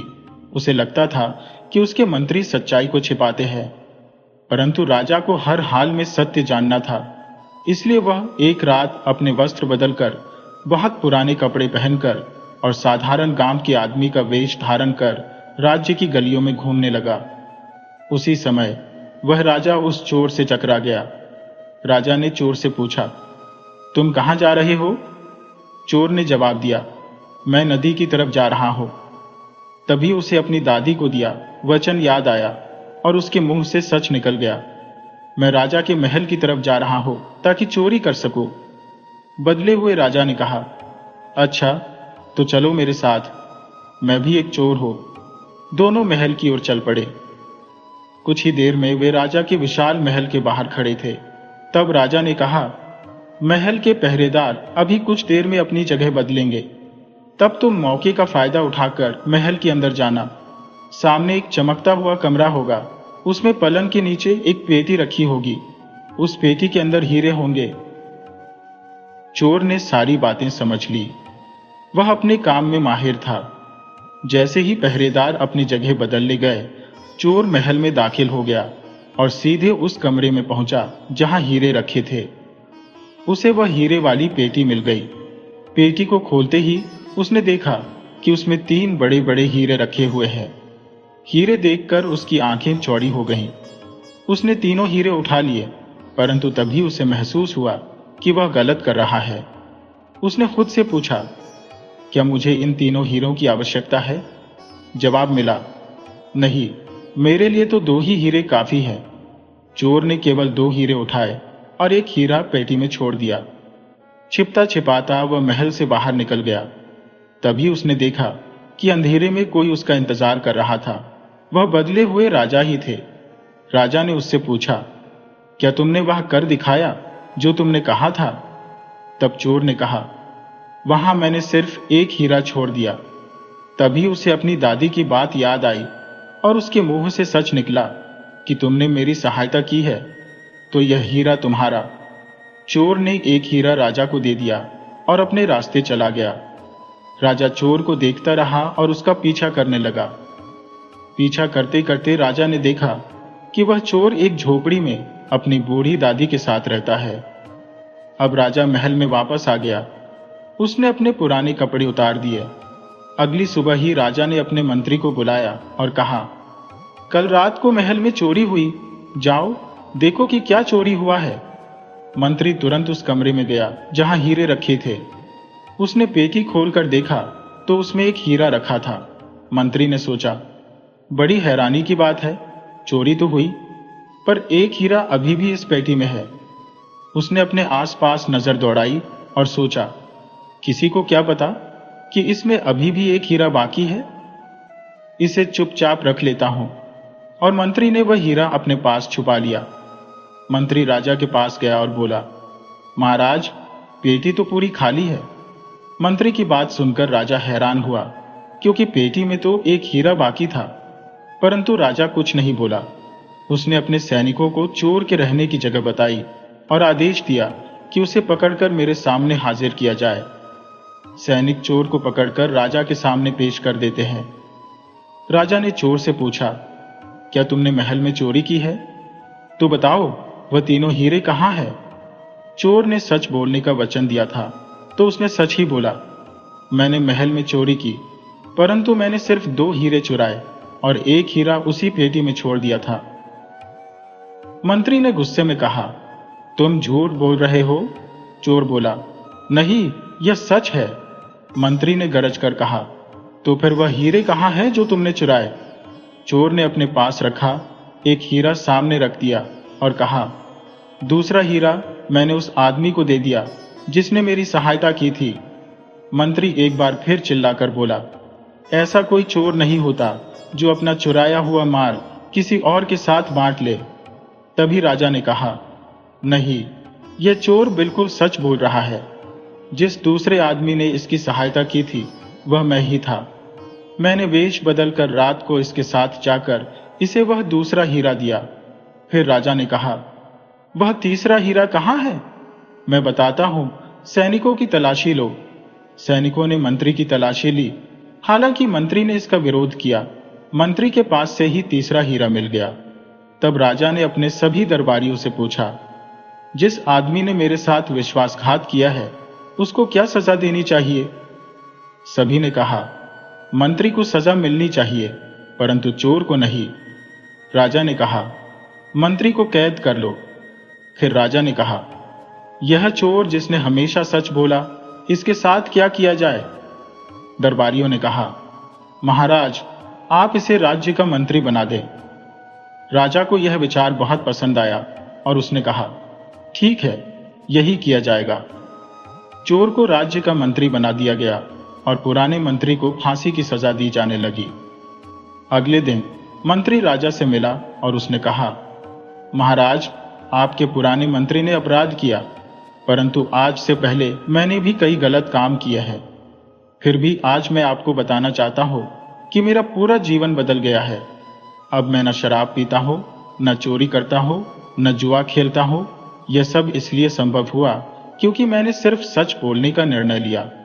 इसी तरह एक सच यह भी है कि आपके पुराने मंत्री को भी दूसरा मौका मिलना चाहिए, जैसे मुझे मिला। आप उसकी सारी संपत्ति ले लो और उसे एक गरीब इंसान की तरह जीने दो। उसकी मौत की सजा माफ कर दो। राजा ने अपने मंत्री की सलाह मान ली। अब राजा खुश था कि उसे एक ऐसा मंत्री मिला जो सच्चा और ईमानदार है। चोर अपनी दादी के साथ महलनुमा घर में रहने लगा और उसकी दादी भी खुश थी कि उसका पोता सही रास्ते पर चल पड़ा। धन्यवाद।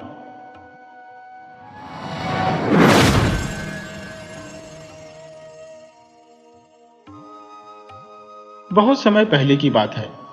एक गांव में एक पति पत्नी अपने 20 वर्षीय बेटे के साथ रहते थे, जो मुखिया था। बेटे का नाम हरि सिंह था। वह प्रतिदिन अपने घर से बाहर कहीं जाता था, किसी कार्य के लिए, या यह उसका नियम था। आज हरिशंकर थोड़ा लेट हो रहा था, इसलिए वह बड़बड़ाता हुआ उठा, कल से रामू की मां को जल्दी जगाया करूंगा। हरिशंकर नहा धोकर पाँव फटने से पहले ही घर से निकल गया, क्योंकि चिड़ियों की चहचहाहट शुरू हो गई थी। लेकिन गांव के लोग अभी भी सोए पड़े थे। वे अपने दैनिक कार्यों में अभी नहीं लगे थे। हरिशंकर नहा धोकर अपने घर से निकल गया और बाग, बगीचे, पगडंडियां और खेतों को पार करता हुआ अपने निश्चित स्थान तक पहुंच गया। वहां पहुंचकर उसने राहत की सांस ली और सोचा, चलो समय से पहुंच गया। हरिशंकर ने चारों ओर देखा कि कोई उसे देख तो नहीं रहा। हालांकि अंधेरे में कुछ स्पष्ट नहीं दिख रहा था, फिर भी उसने सोचा कि उसे कोई नहीं देख रहा है। उसके हाथ में एक मिट्टी की हांडी थी जो उसने साथ लाई थी। उसने उसे अपने सामने खड़े एक विशाल बरगद के पेड़ के पास रख दिया और अपने दोनों हाथ जोड़कर बहुत विनम्रता से खड़े होकर अपनी आंखें बंद कर ली। आज भी मैं समय पर आ गया हूं, हरिशंकर बुदबुदाया। आपकी रात कैसी थी? सब ठीक था? हरिशंकर ऐसा बोल रहा था जैसे वह किसी से बातें कर रहा हो, लेकिन वहां उसके अलावा कोई और नहीं था। तो हरिशंकर किससे बातें कर रहा था? क्या वृक्ष से बातें कर रहे थे? क्या वृक्ष बातें सुनते हैं? हरिशंकर ने भले ही चारों ओर दृष्टि डालकर तसल्ली कर ली थी कि उसे कोई नहीं देख रहा, पर वहां हरिशंकर के अलावा भी एक व्यक्ति था, जो रामू था। हरिशंकर का 20 वर्षीय बेटा, जो उसे एक पेड़ के पीछे छुपकर देख रहा था। हरिशंकर को वृक्ष से बातें करते हुए देखकर रामू की आश्चर्य का ठिकाना नहीं रहा। उसने मन में सोचा, क्या पिताजी पागल हो गए हैं? वृक्ष कौन बात करता है भला? यही तो वह रहस्य था जिसे मुझसे इतने सालों से छिपाकर रखा गया है। बस इतनी सी बात के लिए पिताजी और मां ने मुझे आज तक खेतों तक नहीं आने दिया। रामू के हृदय में अपने पिता के प्रति गुस्सा पनपने लगा। यह भी कोई बात है जो मुझे आज तक खेतों की तरफ नहीं आने देते? क्या पिताजी का दिमाग चल गया है? रामू अपने मन में इन विचारों का मंथन कर रहा था कि अचानक से बहुत तेज गति से हवा चलने लगी। सारा वातावरण एक अजीब से रहस्य से भर गया। यह हवा का उमड़ना और पत्तियों का सरसराना सब कुछ सामान्य नहीं था। यह हवा मन में खुशी नहीं, बल्कि डर का संचार कर रही थी। वायु चलने के बाद भी रामू को घुटन सी महसूस हो रही थी। उसे अपने मन में डर का अनुभव हुआ। उसने जो आगे देखा, उसकी आंखें फटी की फटी रह गईं। अगर उसकी जगह कोई और होता तो शायद बेहोश होकर गिर पड़ता, पर रामू ने अपने कौतूहल को एक विराम दिया और वहीं डटा रहा। उसने देखा कि हवा बहुत तेज चल रही थी और पूरा वृक्ष हिलने लगा था। वृक्ष की शाखाएं, पत्तियां और डालियां सब हिल रही थी, जबकि आसपास के सभी वृक्ष शांत थे। उनमें केवल हल्की हवा चल रही थी, जो सामान्य थी, लेकिन बरगद के वृक्ष पर हलचल सी उमड़ रही थी। तब एक भारी रहस्यमय आवाज सुनाई दी, जो हरिशंकर के प्रश्नों का उत्तर दे रही थी। साहब ने कहा, हरिशंकर, मैं ठीक हूं, बिल्कुल वैसे ही जैसा तुमने कल मुझे छोड़ा था। मुझे बहुत भूख लग रही है, कुछ खाने को दो। रामू को यह सोचने का अवसर तक नहीं मिला कि यह आवाज किधर से आ रही है। यह अदृश्य व्यक्ति कहां से बोल रहा है? यह किसका स्वर है? क्या यह कोई प्रेरित है? तभी उसने देखा कि बरगद का जो वृक्ष था, वह एक विशाल दैत्य की तरह अपनी शाखाओं को पूजाओं की तरह सामने लाकर एक याचक की तरह उनमें आपस में जोड़ लिया। हल्का हल्का उजाला उभरने लगा था, परंतु अंधकार अभी भी बाकी था। सूरज देवता अभी प्रकट नहीं हुए थे। रामू की आंखें आश्चर्य से फटी की फटी रह गईं। उसकी सांसें मानो अटक कर ही रह गईं। जो कुछ भी उसकी आंखों के सामने घट रहा था, उसकी तो उसने कल्पना भी नहीं की थी। रामू की सोचने समझने की शक्ति अब जवाब दे चुकी थी। वह बस चुपचाप वहां खड़ा होकर आगे की घटना को देखता रहा। तभी उसने देखा कि उसके पिताजी हरिशंकर ने मिट्टी की हांडी जिसमें खीर थी, उसे उस बरगद के वृक्ष के तने में बने हुए एक कोटर के अंदर रख दिया। इसके बाद उन्होंने अपनी दोनों हथेलियों को नमस्कार की मुद्रा में जोड़ लिया, अपनी आंखों को बंद किया और कुछ मंत्रों का जाप करने लगे। रामू को मंत्र स्पष्ट सुनाई तो नहीं दे रहे थे। उसके पिताजी लगभग 5 मिनट तक उसी अवस्था में खड़े रहे। इसके बाद उन्होंने अपनी आंखें खोली। उन्होंने कोटर के अंदर हाथ डाला और मिट्टी की हांडी को बाहर निकाल लिया। आश्चर्य की बात तो यह थी कि मिट्टी की हांडी में अब खीर नहीं थी। ऐसा लग रहा था कि किसी ने बहुत ही स्वाद लेकर चाट चाट कर खीर खाली कर दी हो। उस खाली हांडी में अब खीर के स्थान पर एक चांदी का सिक्का जगमगा रहा था। उसकी चमक और किरणी हांडी के बाहर तक आ रही थी। रामू से अब सहन नहीं हो सका। उसने एक हाथ अपने कलेजे पर रखा, जैसे उसका दिल डूबता जा रहा था। दूसरे हाथ से उसने अपना मुंह बंद कर लिया। उसे भय था कि कहीं उसके मुंह से चीख ना निकल जाए। वह घबराहट में पीछे हटने लगा। वह तेजी से पीछे हटते हुए जा रहा था कि उसके पैर में किसी पत्थर के टकराने से वह गिर पड़ा और उसके गिरते ही उसके मुंह से आवाज निकल गई। तभी हरिशंकर की चेतना भंग हो गई। उन्होंने पीछे मुड़कर देखा तो देखा कि उनका पुत्र मिट्टी में गिरा पड़ा हुआ उनकी तरफ देख रहा है। अपने पुत्र को वहां देखकर हरिशंकर की आंखें हैरानी से फैल गईं, क्योंकि अब थोड़ा उजाला भी फैल चुका था। हरिशंकर और रामू के बीच पर्याप्त दूरी थी, परंतु एक पिता ने अपने पुत्र को पहचान लिया था। हरिशंकर ने जमीन पर पड़े अपने पुत्र को हल्के अंधेरे में भी पहचान लिया था। उन्हें यूं लगा कि जैसे उन पर किसी की कुदृष्टि पड़ गई है। उन्होंने वहीं से गुस्से में चिल्लाया, रामू, ये तुमने क्या किया? रामू अपने बचपन से ही यह देखता आ रहा था। पिताजी सुबह तड़के उठ जाते थे, फिर पास में सोई हुई मां को जगाते थे। दोनों ही बहुत ही धीमी आवाज में बातचीत करते थे, या फिर कुछ खटपट होने की आहट से रामू की नींद खुल जाती थी। कभी कभी रामू उठता, पर नींद के प्रभाव में सो जाता था। तो कभी कभी ऐसा भी हुआ कि वह चारपाई पर पड़े पड़े देखता रहता था। मां उठने के बाद हाथ धोकर चूल्हा सुलगाने लगती थी। पिताजी कुएं पर जाकर नहाने धोने लगते थे। मां चूल्हे पर खीर चढ़ा देती थी। पूरा घर खीर की सुगंध से महक उठता था, परंतु वह खीर खाने को कभी भी रामू को नहीं मिली थी। उसकी मां एक हांडी में खीर परोसकर कपड़े से अच्छी तरह ढककर पिताजी को देती थी, और पिताजी सुबह सुबह मुंह अंधेरे खीर की हांडी हाथ में लेकर चले जाते थे। कई बार रामू ने अपनी मां या पिताजी से पूछा था, मां, इतनी सुबह खीर क्यों बनाती हो? पर उसे कभी भी कोई संतोषजनक उत्तर नहीं मिला था। सदा यही कहा जाता, अरे बेटा, तुमने कोई सपना देखा होगा, खीर तो बनी ही नहीं घर में कभी। जब रामू पूछता कि पिताजी कहाँ गए हैं, तो मां उसे समझा देती थी कि वे किसी जरूरी काम से गए हैं। धीरे धीरे रामू जब बड़ा होता गया, उसके मन में यह जिज्ञासा बढ़ती गई। अब उसे सपनों की बातों से बहलाना भी कठिन था। उसके प्रश्नों पर उसे अब यह कहकर डांट दिया जाता था कि यह तुम्हारे जानने की बात नहीं है। इसके अतिरिक्त एक और बात थी जो रामू को बड़ी असामान्य लगती थी। अब रामू की अवस्था 20 वर्ष की हो चुकी थी। इन 20 वर्षों में उसे एक बार भी कभी अपने खेतों की ओर जाने नहीं दिया गया था। सच्चाई तो यह थी कि उसे यह भी नहीं पता था कि उसके खेत किस ओर है। कई बार उसने अपने पिताजी से आग्रह किया था कि वे उसे अपने साथ खेत ले जाए, लेकिन हमेशा पिताजी यह कहकर टाल दिया करते थे कि अभी समय नहीं आया है। जब उचित समय आएगा तब वे उसे स्वयं खेत पर ले जाएंगे। 20 वर्ष की आयु वाले युवक को मात्र शब्दों से बहलाना बहुत कठिन है। यही गलती हरिशंकर ने कर दी थी।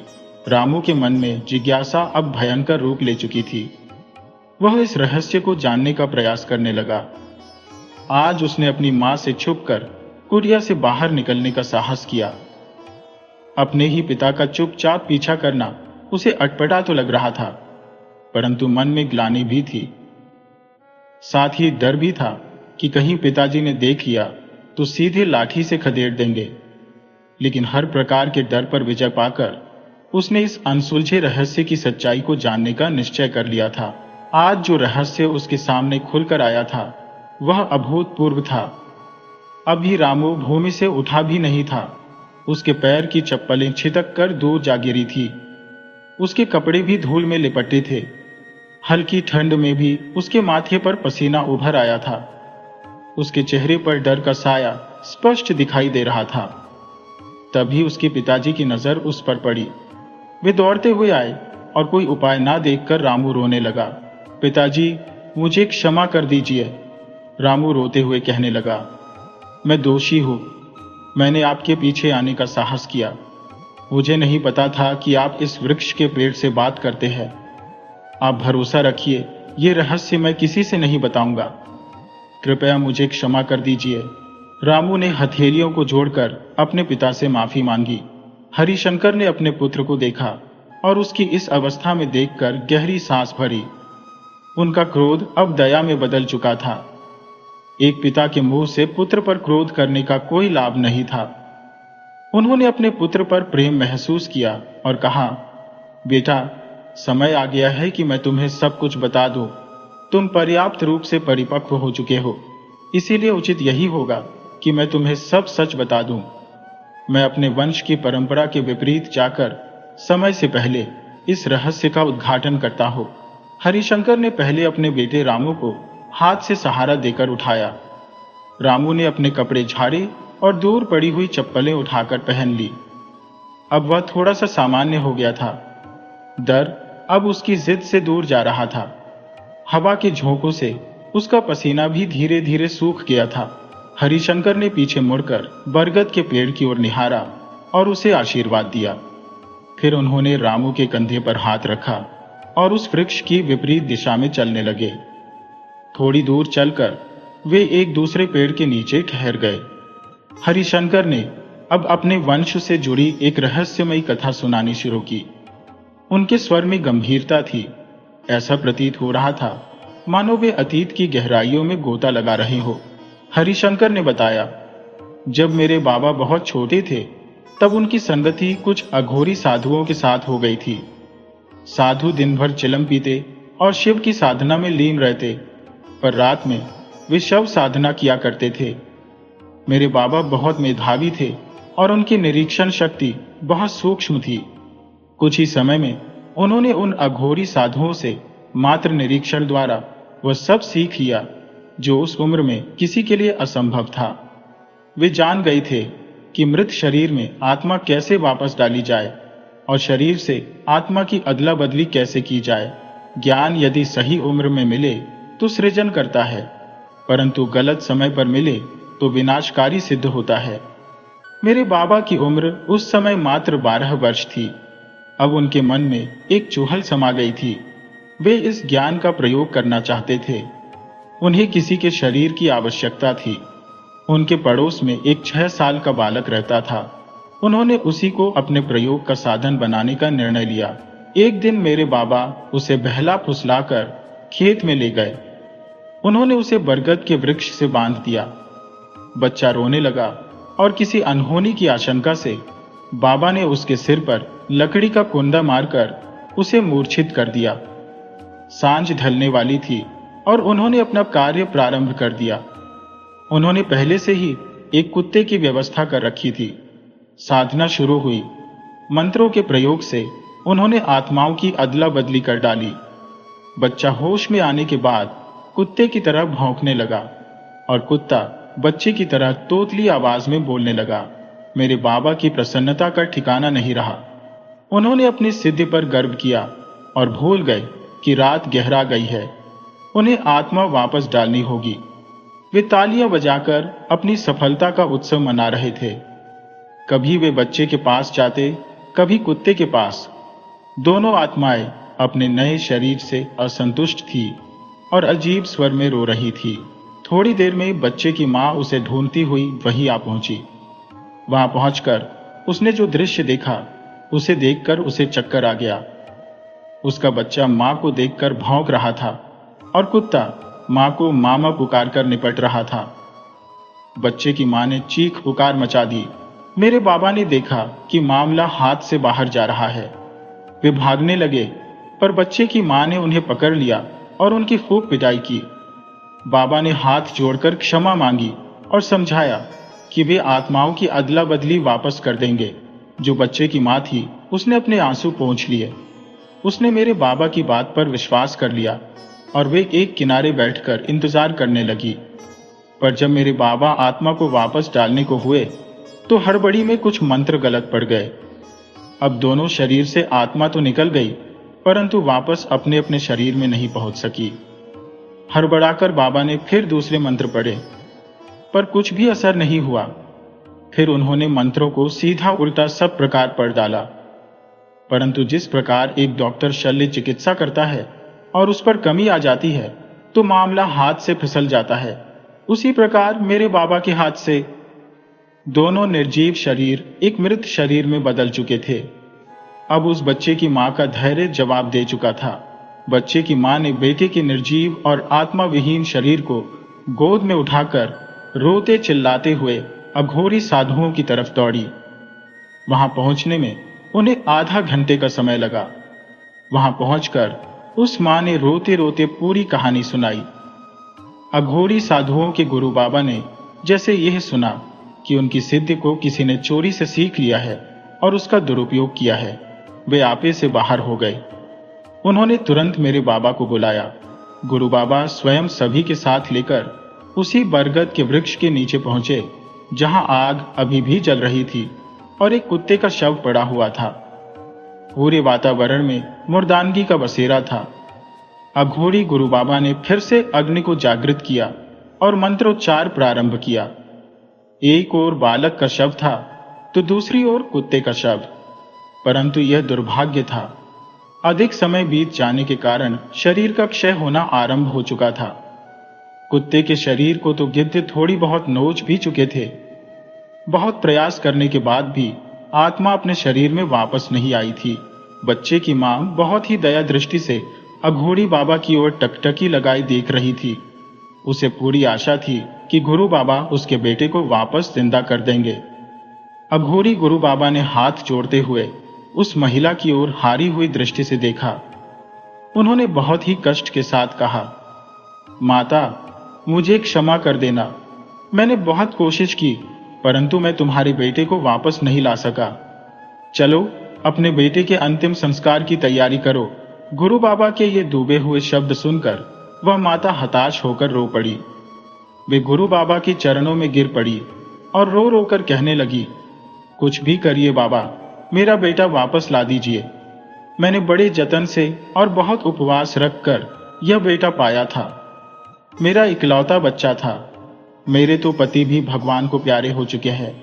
मेरी जिंदगी का यही बेटा एकमात्र सहारा था। गुरु बाबा ने उसे सांत्वना दी और दुखी मन से आगे बढ़े। 4 कदम की दूरी पर सभी लोग मेरे बाबा को पकड़े हुए बैठे थे।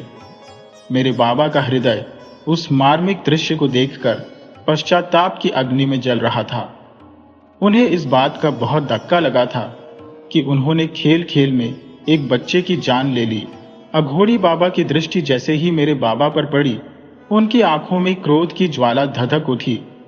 उन्होंने अपना कमंडल उठा लिया और कमंडल से कुछ जल अपनी अंजुली में लेकर मेरे बाबा को श्राप दिया, यह दुष्ट बालक, तूने हमारे साथ रहकर विश्वासघात किया है। तूने विद्या चोरी से पाई है और उसका दुरुपयोग भी किया है। जा, तू शीघ्र ही अल्प मृत्यु को प्राप्त होगा और मरने के बाद तेरी आत्मा को कभी भी मुक्ति नहीं मिलेगी। जब तक यह सृष्टि है, तू इसी बरगद के वृक्ष पर प्रेत बनकर निवास करेगा। जल के छींटे मेरे बाबा के शरीर पर जहां जहां गिरे, वहां वहां उनकी त्वचा जल उठी। उन पर फफोले उभर आए। बाबा के शरीर में अत्यधिक जलन होने लगी। घबराकर मेरे बाबा रोने लगे। वे अघोरी बाबा के चरणों में गिरकर क्षमा मांगने लगे। मेरे बाबा के पिताजी भी अब वहां पहुंचे थे। उन्हें पूरे मामले की जानकारी पहले से ही मिल चुकी थी। जब उन्होंने देखा कि उनके बेटे यानी मेरे दादाजी को श्राप दिया गया है, तो वे अपने आप पर नियंत्रण नहीं रख सके और अघोरी बाबा के चरणों में अपना सिर रख दिया। जो मेरे दादाजी के पिताजी थे, वे एक सम्मानित व्यक्ति थे। पूरे गांव में उन्हें विशेष सम्मान प्राप्त था। परिवार की कई पीढ़ियों से गांव में उनकी प्रतिष्ठा थी। मेरे दादाजी के पिताजी बोले, गुरु बाबा, यदि मुझे एक बार भी पता चल जाता कि मेरा बेटा आप लोगों की संगति में जा रहा है, तो मैं उसे उसी समय रोक लेता। आपने उसे क्यों अपने साथ उठने बैठने दिया? अकेले उसी की भूल नहीं है। अब आप उसे क्षमा कर दीजिए और अपना श्राप वापस ले लीजिए। अघोरी गुरु बाबा ने उनके शब्द सुने और बोले, राम रतन, यदि मुझे पता होता कि यह तुम्हारा पुत्र है, तो मैं कभी भी इतना कठोर नहीं होता। परंतु अब तो शब्दबाण की तरह निकल चुके हैं, वे लौट नहीं सकते। उसे विद्या के साथ खिलवाड़ करने का दंड तो भुगतना ही होगा। मेरे दादाजी के पिताजी अघोरी गुरु बाबा के चरणों में गिर पड़े और बोले, प्रभु, यह मेरा इकलौता पुत्र है। अगर यह चला गया तो मैं क्या करूंगा? अघोरी बाबा को उनके ऊपर दया आ गई। कुछ देर तक वे आंखें बंद किए विचार करते रहे। उसके बाद उन्होंने कहा, जा, तेरे पुत्र की मुक्ति तेरे पुत्र का पुत्र ही कराएगा। बाबा के पिताजी ने पूछा, बाबा, मैं समझा नहीं। गुरु बाबा बोले, तेरे पुत्र की आत्मा को मुक्ति में दे रहा हूं, परंतु मेरा श्राप टल नहीं सकता। जब तक तेरे पुत्र का पुत्र जीवित है, तेरे पुत्र को इस बरगद के वृक्ष पर प्रेत बनकर निवास करना होगा। तेरे पुत्र की मृत्यु के पश्चात उसका पुत्र प्रेत बनकर इस वृक्ष पर रहेगा और तेरे पुत्र की आत्मा को प्रेत योनि से मुक्ति मिल जाएगी। मेरे बाबा के पिताजी ने समझ लिया कि श्राप का असर आने वाली पीढ़ियों पर पड़ेगा, जिससे कोई भी मुक्त नहीं हो सकेगा। अघोरी बाबा बोले, तुमने सही समझा, इसका दूसरा कोई उपाय नहीं है। मेरे दादाजी के पिताजी ने कहा, गुरु बाबा, इस अपराध के बाद गांव में हमारी प्रतिष्ठा समाप्त हो जाएगी। हर पीढ़ी के बालक समय से पूर्व मृत्यु और मृत्यु के बाद प्रेत बनने के लिए मजबूर होंगे। यह वृक्ष हमारे खेतों को बंजर बना देगा। मेरे दादाजी के पिताजी फूट फूट कर रोने लगे। गुरु बाबा बोले, शांत रहो राम रतन। इस बरगद के वृक्ष की जड़ों के नीचे एक चांदी के सिक्कों का खजाना है। प्रेत को मुक्ति तक जीवित रखने के लिए प्रतिदिन खीर की भेंट देनी होगी। बदले में प्रेत तुम्हें प्रतिदिन एक चांदी का सिक्का देगा, परंतु इस चांदी के सिक्के की कमाई का 3/4 हिस्सा निर्धनों में बांटकर उसका उपयोग किया जा सकेगा। वहां 10 से 12 लोग उपस्थित थे, जिनमें अधिकतर अघोरी गुरु महाराज के अनुयायी थे। बच्चे की मां के अलावा 2-3 लोग ही इस रहस्य के साक्षी बने, जिन्हें अघोरी गुरु बाबा ने प्रतिज्ञा दिलवाकर इस रहस्य को वहीं सीमित कर दिया। गांव में पीढ़ी दर पीढ़ी यह रहस्य बना रहा और कभी बाहर नहीं आया। बस समय आने पर परिवार के पिताओं ने अपने पुत्रों को इस रहस्य का उद्घाटन किया। हरिशंकर ने इस रहस्य की परतें खोल दी थी। सूरज अपने शिखर पर था। चिड़ियों की चहचहाहट पूरे वातावरण में गूंज रही थी। रामू ने पूरी कथा सुनने के बाद राहत की लंबी सांस ली। उसने सोचा, इतना बड़ा रहस्य बस इस बात के लिए? पिताजी, ये तो बीते जमाने की बात है। अब इस शराब का क्या असर होगा, ये कोई नहीं जानता, रामू ने दृढ़ता से कहा और अपने पिता की बात को अनसुना करते हुए आगे बढ़ गया।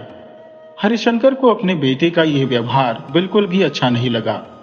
उन्होंने अपने परिवार की एक अत्यंत महत्वपूर्ण घटना बताई थी, परंतु रामू ने उसे केवल एक साधारण कथा की तरह सुना। हरिशंकर जानते थे कि उनका पुत्र बचपन से ही जिद्दी और हठी था। उसे दूसरों के अनुसार चलना बिल्कुल भी पसंद नहीं था। रामू आगे आगे चलता जा रहा था। उसने इस रहस्य को जान लिया था और अब उसकी जिज्ञासा शांत हो चुकी थी। अब उसके पास और कुछ बाकी नहीं था। हरिशंकर ने पीछे से आवाज दी, रामू, रुक जरा, साथ साथ चलते हैं।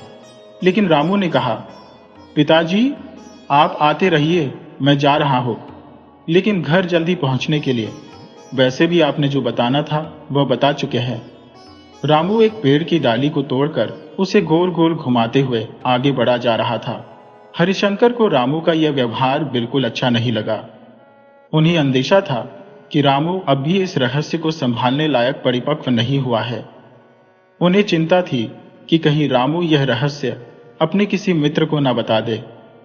हरिशंकर ने फिर से पुकारा, रामू, मैं कहता हूं, रुको, और मुझे तुमसे कुछ कहना है।